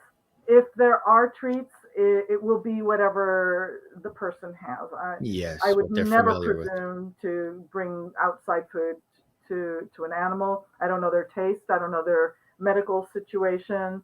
Correct. Right. I often use treats to get their attention, like to focus at the camera and stuff like that, and to reward them, because I want them to pay attention to me, to respond to me, so that I can guide them into what I want. There is a photo that is not in the book. This woman has you had asked me, did I ever feel, sentimental about anything? This woman had a black pit bull, a beautiful little black pit bull called Boo. And the concept was a dinner party, because she said, "Oh, my dog loves our dinner party. She's always the first guest there." And I said, "Well, then we're going to do a dinner party." And so we set up the table, and she had bought a roast of some sort. It was a big piece of meat like this. And the shot is from the opposite side of the table, and she's slicing the meat. And Boo was next to her, and I kept Boo had the best head tilt of any dog ever. I've never had a dog that responded that well. And there are tricks. If you want your dog to do a head tilt, you either have a squeaky toy, or you go. Yeah. You squeak. Right. Yeah. And every time I did that, she'd go. And she would do this thing. And Ina, the mom, was just cracking up. I said, "Ina, you're wrecking my shot. You got to pull it together. She's doing great. You're messing up my shot." So she finally got it together. And for the last shot, she got on the table like this with her elbow, put her paw on Mom, said, "Mom, give me a piece of that steak." And that's the shot. And she did it the one. So you have to be really, really, really fast. And I fell in love with that dog so bad. She was just precious, just really precious. That head tilt did something fantastic to your hair. It fluffed the top when you did the wig. Hey, for the audience, for the lovelies, why don't we do that? I will tilt my head to the right. You tilt your head to the left, and we will sort of match some of those images we saw. So to me, it's right. Yeah, this way. Right, this way. Yeah, and you that the other way. What I mean, you never know. I'm towards you now. So I'll go. So there you go. We just created our own portrait on the Jim Masters show. Freeze Too bad you frame. didn't get a screenshot. Did somebody get a screenshot? Oh, So I'm we sure. can Oh, I'm immortalize this moment. sure. I am sure. This was Yeah. really, really cool. And I hope you enjoyed the time with me as much as I absolutely have with This was a you. blast. This was really great. It's always fun to do more than sound bites and cookie cutter answers. And I could talk about this forever. So I hope that the listeners and the viewers um, were engaged and found this, Yeah, and, absolutely. connected and interesting with this as well. Yeah, it was, like I said, we don't do just typical interviews. We do conversations like Hmm. Cavett and Carson and some of the legends, and it plays off my background in TV and radio and everything. And it's something I enjoy because, I like connection and interactivity and people to be left with something. We talk about all the mechanics and the basics and, the book and where can you find it and all of that. But we Hmm. weave a whole story and a feeling around it all, and then who you are. And then the viewers discover elements of themselves and they're sharing. They're kind of like our virtual studio audience. I share things that I plug into that you're saying and they're saying. So we're all sort of like weaving in and out of the conversation, as opposed to me, the host, you, the guest, and them just sitting there like this watching. We're all participating, and I feed off. I'm communal. So I love the energy of all of that. And you never know, especially when you do it live, where we go, which I think is beautiful, right? Yeah. Well, that's like me walking into someone's home, because remember, you have an intention. You think you know what you want. And then you walk in and the space is nothing like what you thought it was going to be. And then you just have to open up your heart and trust that you will find the way through, and I think that Yes. when we think of it as a diversion as opposed to a catastrophe, I think it really gives us an opportunity to come up with many times when I have showed up and things weren't what I thought they were going to be. Like the pet isn't doing what they said that the pet would do. Mm-hmm. Oftentimes the pet would come up with something even more interesting. So you just need to not freak out that things aren't exactly what you want, and just go for the ride, because more often than not, I think the universe provides. And like I said, if you are coming into the universe with good intent, good love, good energy, then it will feed back. And so you won't get catastrophes. You'll get something different, but perhaps more interesting and just as enlightening or whatever. Yeah, that's so very, very true. If just joining us, gang, and you missed any of this episode of the Jim Masters Show live series, this will be archived on our YouTube channel, Jim Masters TV. We can see this episode and hundreds more. And Johanna Siegmann is our very special guest, and she's a renowned photographer and author as well.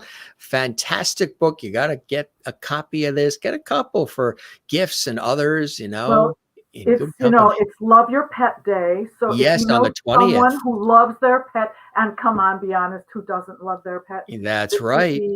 This would be a really great gift. I mean, even if you yourself don't have a pet, That's right.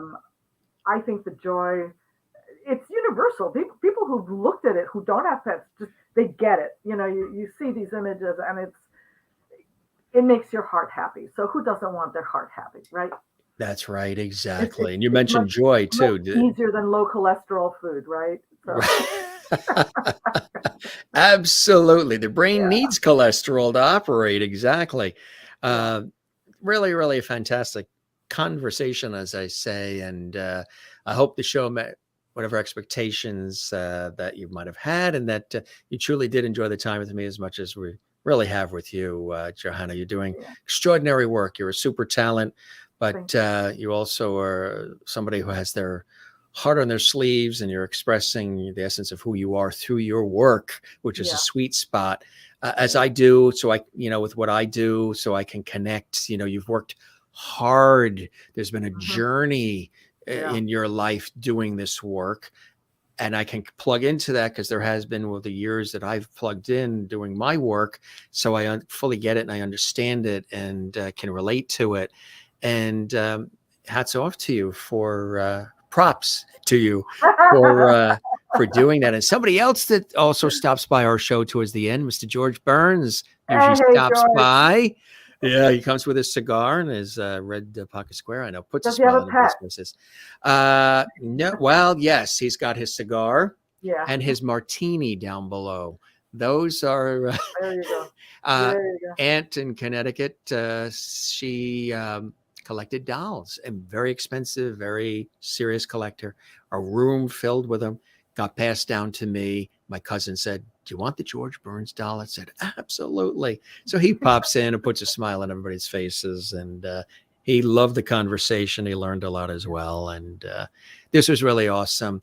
Stop by anytime. We're going to keep the porch light on for you. You are more than welcome to join us again. Spread the word about the Gym Masters Show Live series. Absolutely. We would love that.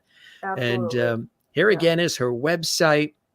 The book as well, gang, available, at all of the major online book sites. And there is the book again. And of course, Love Your Pet Day should be every day. It's going to be on the 20th, but it should be every day in good company. Again, this has been a 10-year effort that has come to fruition, and it's been a real pleasure sharing in this this joy with.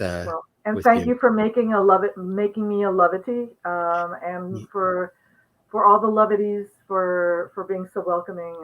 That exceeded my expectations, for sure. Yes. Oh, you know who's watching? Leo True Frost. Hey, Leo. He's a big fan of our show, and his dad, Jim, was in The Wire. The series The Wire. He's a wonderful actor, and Leo is mentioning he's dealing with COVID. So we're sending our love to you, Leo, from all the lovities, and from me, Gym Masters, and from Johanna. And you'll probably love this book as well, Leo. Leo is a really fantastic. Somebody should get Leo a copy of this book. I love this idea. Yes, I love this idea. He's a big fan of our show, and we say hello to Leo and to everybody watching the Gym Masters Show. It's so beautiful to have you here. Thanks for spending this time with us. I'm so glad we had this time together. Are we dating ourselves? This is great. You and I could we could close the place. We're good. You know why? You know why? Because you can take the New Yorker out of New York, but you can't take the New York out of the New Yorker. Conversationalists. See? We could close the place. Yeah. You're the best. You're an awesome interviewer. Honestly, it was fun. Appreciate that. Right. Thank you. My father has always said, you'll love this. When we were kids, always would say, and still says, here we are, like 10 years old, and always would give us this adult-like sage advice. Jim, whenever anybody says something kind or nice to you, ask them to please put it in writing and address it management. My father said the same. He said, my father said to me, always surround yourself with people smarter than you. Yes, right. Yes. Yeah. And there's such a tendency to do the opposite because we feel that somehow we'll be diminished in the presence of people greater than ourselves. And honestly, I think being surrounded by great people just elevates me. So it's well, that has certainly happened here on this episode of the show. Pun intended. We all have been in good company. Oh, look at that! Oh, that is one hell of a button, Jim. I tell you, button it up nicely and smoothly, right? that was real pro. It may look calm, cool, and collected on the outside, but inside it's firing all the hamsters are doing good. Yeah. All right, my friend. Thanks for being with us. Thank you so much, everybody. Have a good luck. Evening. Congratulations on everything. Keep us posted. Yes, I appreciate that. Mona in Louisiana, great show tonight. Thank you very much. I appreciate that as well. Yeah. Thank you all. You be well. Spread the word about us. We'll spread the word about you. And again, thanks for stopping by the Jim Master You Show. got Truly it. an Bye, honor and a everybody. pleasure. Thank you. You take care, Johanna. Bye-bye now. Is she amazing? Was that not a lot of fun? And she spent some good time with us and thoroughly enjoyed it. We enjoyed her as well. And if you're just joining us, our guest, Johanna Siegmann. Yes. How do you say her name? Siegmann. Yeah. Really fantastic. Now you got the story about her in the bubble too, and what she went through to create that image. The book from the incredible and renowned photographer as well as author, In Good Company. And again, you got a chance to see, there's Norman Lear. You got a chance to see some really, and what you saw today on this episode of the show is just a little sprinkling, gang, of some of the images. We didn't show you the whole book. We showed you just some images that were sent to us. And she had backstories on all of them, which was really, really cool. And why and how and what the process is like. And these are all, there's Dee Wallace with her pet, all celebrities with their pets. Ed Asner, legendary Ed Asner with Dudley. And, they're all here. Ed Beck, this is a great one too, Francis Fisher. And with August and Batman. Got the story about that. Ed Begley Jr. and Bunny and so many others. Just a few shots here of the many that are featured in the book.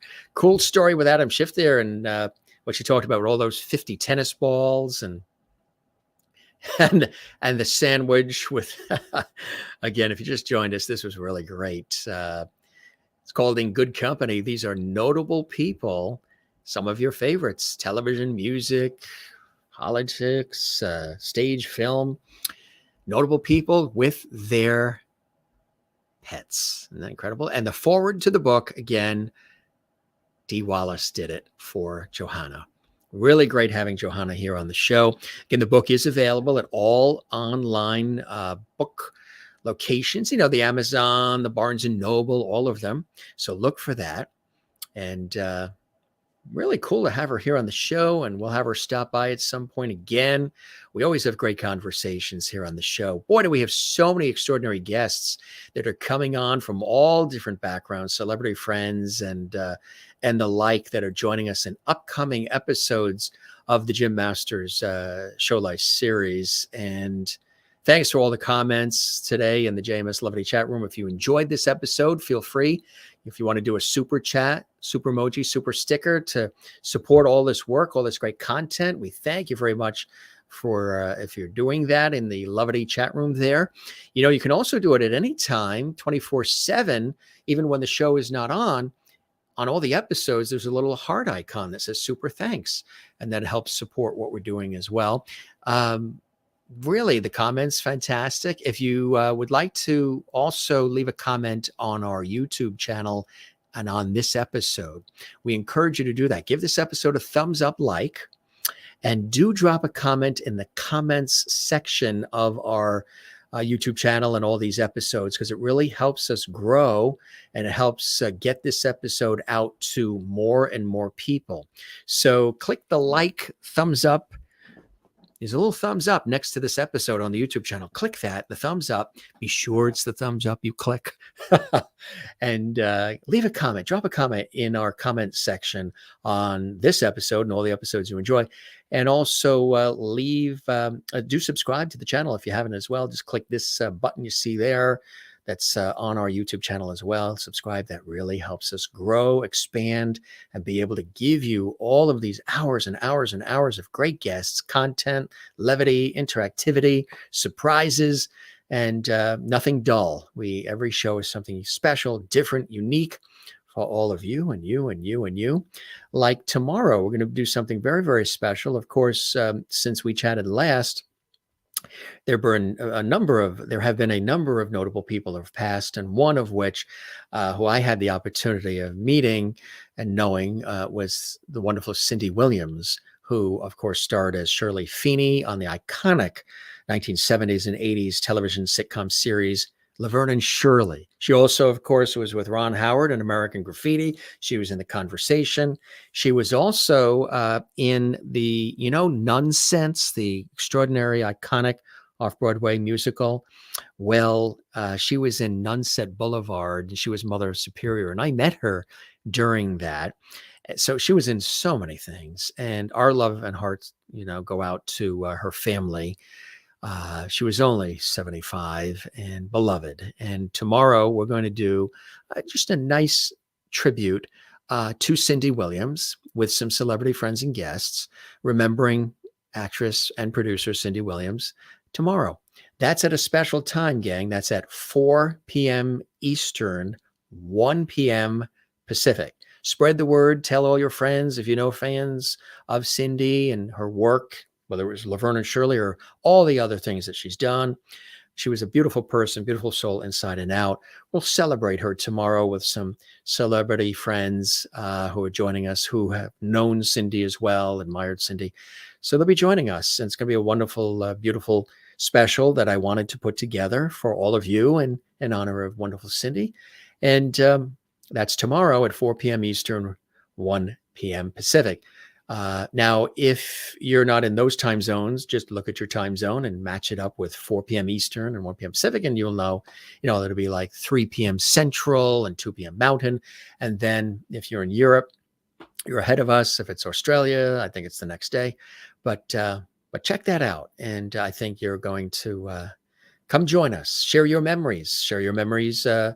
In the Lovity Hall chat room during the show. Leave comments on our YouTube channel. Something I just, putting together real quick. Again, my schedule with everything that I do professionally, it was something to put this together, but it would be nice. It'd be a nice celebration of her incredible life. I want to let you know, too, on Monday, we have somebody else really special, Marva Sugrim. She is the world-renowned nanny to the stars. She's got a lot of incredible stories to share. She is the go-to nanny for all of, or a good deal of Hollywood's elite. David Arquette, Courtney Cox, Linda Dern. She's taken care of their children. So she is the world-renowned nanny to the stars and the go-to nanny in Hollywood for the Hollywood elite, celebrities, and more. And they love her. And she's joining us here on the show on Monday. It's going to be incredible. We can't wait. Also coming up soon, Pepper J, award-winning music and film producer and actress, is going to be joining us. Renee Martin, fabulous Nashville singer, songwriter, producer. She's going to join us on an upcoming episode of the Jim Masters Show series for all of you. And that's just sprinkling in just a few of the many guests who are going to be joining us. Once again, we thank Johanna Siegmann for joining us here, special guest, author of In Good Company, and renowned photographer with that fabulous emphasis on pet photography. And these are fine art portraits. And again, I love the fact that the proceeds, some of the proceeds are going for the good cause as well that we talked about. So really good stuff. We hope you enjoyed this episode of the Jim Master Show. Don't keep it a secret. Spread the word. Tell everybody you know. Help us grow. Do you know the power that you have to help this show grow and get even bigger and reach even more people? We have thousands and thousands of people that watch from all around the world, and we welcome you and we thank you very much. We can grow even bigger with your help. Spread the word. Like, comment, subscribe, super chat, super emoji, super sticker, super thanks. Just post, share the links on your social media, your Instagram, Twitter, Facebook, whatever it may be. You can find me on all of those at Jim Masters TV on Facebook, Instagram, and Twitter. So say hello there. And we will be here for, again, another episode of our series, our entertainment, lifestyle, celebrity talk show series for all of you coming up as we take a moment or two to remember the wonderful Cindy Williams, and we look forward to that. So it's been a very busy time. It is 9 degrees now. If you may remember, when I started the show, it was 14 degrees. Now it's 9 degrees, but there was a real whipping wind outside. That's calmed down. Now it's just cold. Now it's just cold out there. But by tomorrow afternoon, it's going to be temperatures are going to rise pretty nicely. Let's check in with some of our faithful, lovely viewers watching from around the world. Again, we send our love to Leo True Frost, who is a big fan of our show. Leo, thanks for watching here. And Jim and the whole family. We love them being here. Leo, I hope you feel better soon. the Lovities, Jim Masters, George Burns, all of us, we send you our best. And let's check in with some of the viewers that are watching from around the world, as we call them, the JMS Lovities. And let's see, this has been a fabulous evening in Lovity Hall. Sometimes the font is getting so small. So let's see. Why now? Yes. Okay. So what do we've got here? This has been a fabulous evening in Lovity Hall. It's so good to be together again. Tight Lovity hugs heading to each of you. Good night, and may your dreams be sweet. Very nice. I love that. The weather is a present from Kansas. I know you guys in the Midwest there, you didn't keep it there. You blew it our way. And now we've got it, and we're going to blow it out to sea very soon. We're going to push it into the ocean. Sherry Larson. Burr, stay warm. Yes, and our friends up in Canada are pushing the cold down. Merlin, Burr, stay warm. Merlin, but if it's 9 here in the New York area and the southern New England area between New York and Boston, New York and New England, it's probably -9 where she is in Ontario and Toronto. I'm headed up in, late March? I'm headed up to Canada for 2 television shoots, actually. We're going to be up in Edmonton. Yes. We said we're not going to go now because Edmonton right now is probably, it's a beautiful city, but it's probably feeling like the Arctic Circle a bit now. So we said, let's do it later March, early April. So that's when we're going to be heading up to Canada. It's going to be nice. Fly into Calgary. And I've heard, I keep hearing 2 pronunciations for Calgary. I keep hearing Calgary, which is what we say here. And then some say Calgary. It's interesting. I'll find out when I get to that area. It's going to be nice. That be the first time I've been to Calgary, and also first time I've been to Edmonton, Canada. So I'm going to look forward to that. A couple more comments from our squad here, and we'll take a look. Jane says in Sweden, well, of course it is. In Sweden, it's snowing, and it's 4 Celsius with a cold wind. Stay bundled up. Oh, -16 Celsius, Merlin says in Canada. That is nippy. That is nippy. And that is cold. Thank you, Kathleen, for being here. And in New York City, and Mona in Louisiana. Good to see you, Mona. We love when you're here. I'm still using the last bit of those fabulous spices and rubs that you sent us. They are so good. We put them in soups. We put them in the salads. We put them on fish like salmon.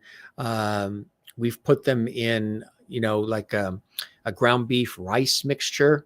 We're actually using like a veggie beef, plant-based beef, and with the rice, with the so it's basmati rice, I think. And we put it together when we sprinkle in some of the LSU spices that you've sent to us. Those are really good. The spices in Louisiana. I have a cousin, actually. He's originally from New Orleans. So I know how good those spices are.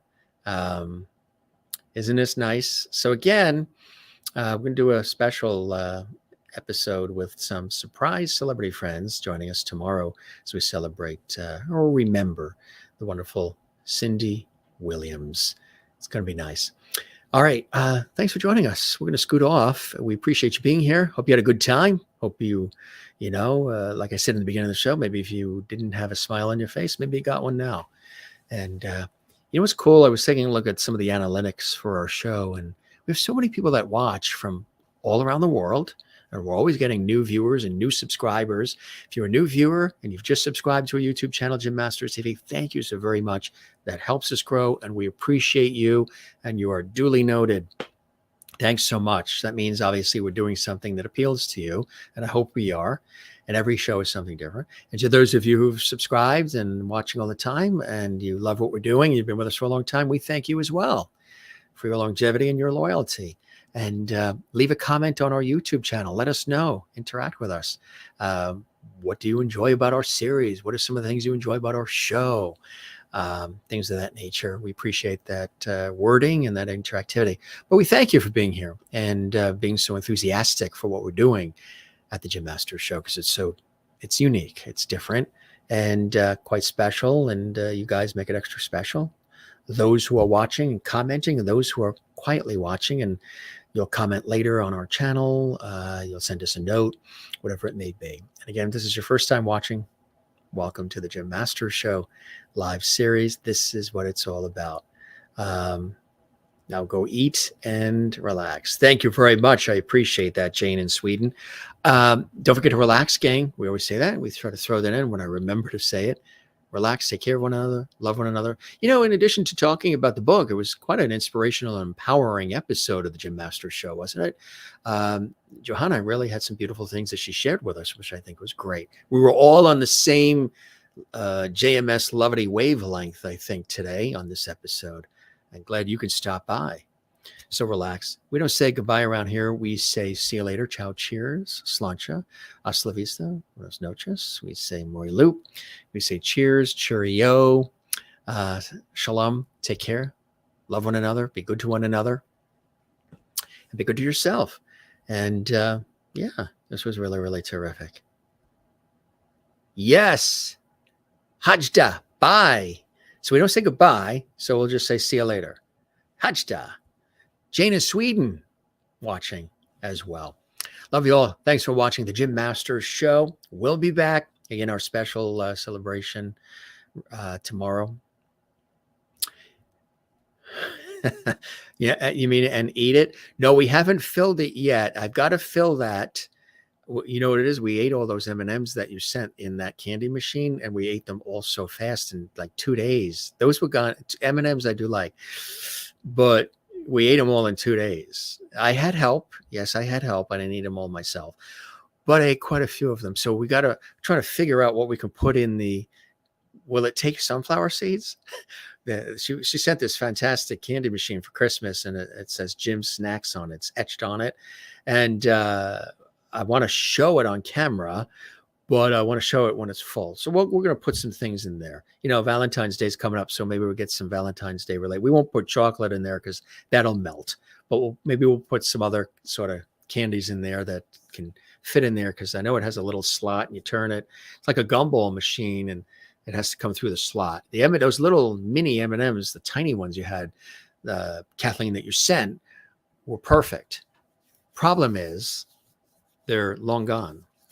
They didn't even have time to melt in my hand. Remember the commercials? Melt in your mouth, not in your hand, M&Ms. They melted in our mouths, and they were good.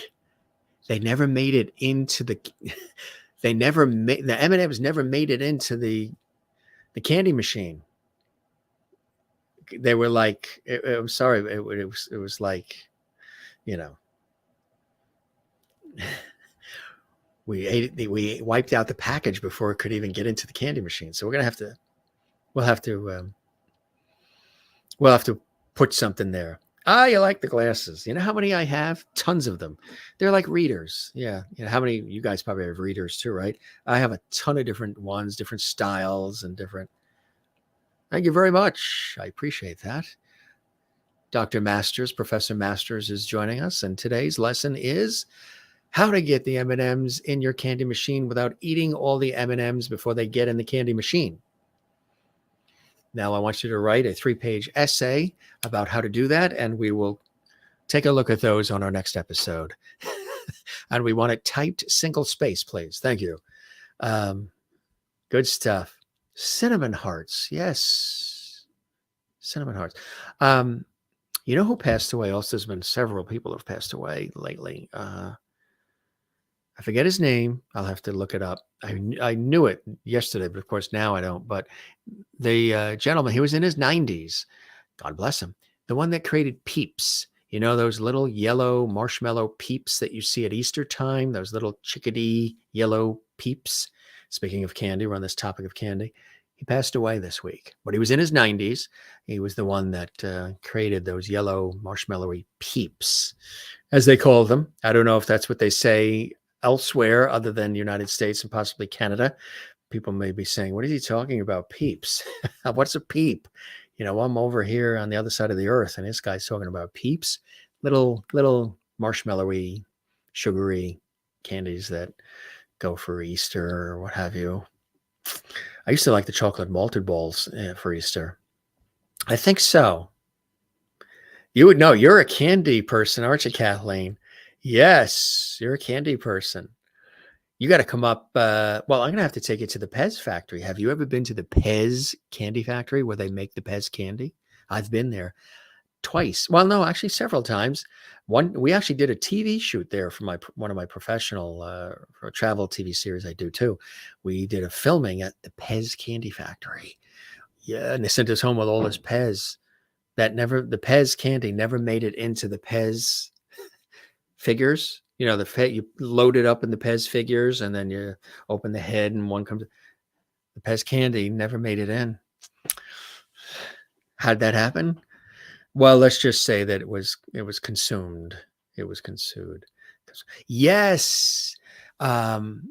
Those are some of the best spices and rubs I've ever had. And I like to try we like to try a lot of different things. There's just something in those, Mona, that are so good, and they're multi-purpose. You can use those on so many different kinds of things. Like I said, salads and in soups and on meats and on rice, and even sprinkle them on some potatoes. And they're just really, really, really, really good. And I love them, Mona. Absolutely. If I ever get to New Orleans on a TV shoot or something, I'll look you up, Mona. I'll look you up. Maureen, Pez Factory. What is this magical place you speak of? The Pez Factory. Do you know the Pez Factory? Pez, where they make the Pez candy. Yes, they actually have a warehouse, a factory, and everything else. It's cool. Yes. And Merlin's been to a lot of candy factories. Gee, now we're talking candy. Maybe those cinnamon hearts. That sounds good. They may fit in that candy machine that Kathleen Walker sent for Christmas. Again, to everybody who sent things for the holidays, thank you for all the cards, all the notes, all the gifts. I really appreciate them. And it was beautiful. And of course, the Mr. Lovety, which we showed, that Maureen sent and had made, which was really cool. Really, really nice. And Mona, thank you. Hope you're doing well there in Louisiana. I know there's been some rough weather that's the South has been getting. I hope you're doing well. Great show. Thank you very much. You guys are great. Kathleen would love to go to the Pez factory. Okay, let's in the spring or summer when it warms up, let's make that a date. And maybe one of these days you'll get to the Madame Tussauds Wax Museum. I've been there in New York City. It's fantastic. When Maureen Wojciechowicz came to the East to see her sister for her birthday, she came to New York. We all got together. Maureen, our lovely Maureen, that Maureen, and that Kathleen Walker. Maureen came from Arizona, and Kathleen is in New York. We all got together. We went to Sardi's restaurant, famous Sardi's there, you know, by all the theaters and Broadway and all. And we had dinner. And we had tickets to go to Madame Tussauds Wax Museum. Now, I had been there multiple times, and I don't know if the ladies had been, but we were going to go there after like a late afternoon lunch. You know, we had the lunch like scheduled for 2:30, I think it was. We had so much fun, and the wine poured, and the appetizers came, and the dessert came, and everything was so good. We didn't leave Sardi's restaurant there in Manhattan, the three of us, till almost midnight. We closed the place. So, and we said, we only have a certain amount of time to get, you know, Madame Tussauds is in walking distance of Sardi's restaurant in Manhattan. And we said we were going to go to Sardi's. We had a whole day planned. Sardi's. I suggested what we should do. I said, let's go to Sardi's and then we'll go to Madame Tussauds Wax Museum, because they always change the exhibits there at Madame Tussauds, which is awesome. And, we never made it to Madame Tussauds, and the tickets we got. And So we'll have to make a visit there at some point. But maybe what we should do, go to Madame Tussauds first, then eat. Maybe, ladies, that's probably what we should have done. Did the museum, then went to the restaurant. Maureen says, I need to come back for the trip to the museum or perhaps another dinner at Sardi's, but maybe we should go to the museum first and then, flip it. So we know we'll get the museum in, especially when we bought the tickets. Catalina in New York says it was worth missing the museum to spend that time with you and Maureen. We did have a great time. It was a lot of levity happening as, Kathleen and I know each other. We've met, but it was the first time we met Maureen. And it was great. Now you're talking, Jim. Reverse order of events. Yes. Do the things with the tickets and any of that stuff, shows and stuff first. And then we'll do the dinner after. So that way we can linger and not be thinking about, oh, we got to go to this or do that. Or, we could always have a snack before. You can get a pretzel from one of the trucks on the side of the road, or a knish with mustard. I love knishes with mustard. But you can get something like a snack, and I think they have things inside the museum too, and we can go there and we can get some stuff there, and then go to the museum or wherever we go, the show or whatever it is, and then you eat the meal. We'll do it. We'll reverse the order next time. That way we don't blow the money on the tickets that we don't use. Anyway, gang, it's so good to see you. Thanks for stopping by the Jim Masters Show. We always have a good time. We don't just have interviews. We have a talk show here. That's what this is, an entertainment, lifestyle, celebrity variety talk show series. And like the old school talk shows where the host talks to you and you talk to us and blah, blah, blah, blah. We have a good time. And we have guests sprinkled in as well. So one more time, thank you very much to Johanna for being with us. She was a delight, really cool person, very talented. Appreciate her being here. In Good Company is the book. And also join us again as we have a nice tribute to Cindy Williams tomorrow, 4 p.m. Eastern, 1 p.m. Pacific. And that'll be really nice. And then on Monday, this is going to be really cool. World-renowned nanny to the stars. Yes. The go-to nanny for all of Hollywood's elite and celebrities. Marva is going to be with us with some cool stories to share, lots of surprises, and more right here on the Jim Masters Show. All right, good stuff. We are taking off, but stay right here if you want to see more episodes of our series, because there's hundreds. You may have missed some. I go back in the archives too, and I rewatch some of them because, I'm doing so many of them. I don't always get a chance to see them after they air because I'm doing them. I'm living it. But sometimes, I like to put them on and let them, one after the other roll, binge, and I'll watch it as a viewer. And I get a kick out of it. Like, I forgot we had that laugh, or I forgot they mentioned that, or they sang that song, or whatever they did, which is kind of cool. When you have those memories like that, they stir up the memories. Ooh, wow. It would take 10 to 15 minutes for you, huh? And Jane in Sweden sharing a little secret there as far as how long it would take her to eat that. That's cool. Thanks for sharing that. All right, gang. Jim Masters here once again. Thanks for being with us. We'll see you on the next episode. Binge watch, share, like, celebrate, leave a comment, share on your social media. There's a share. You can see on all the episodes on our YouTube channel.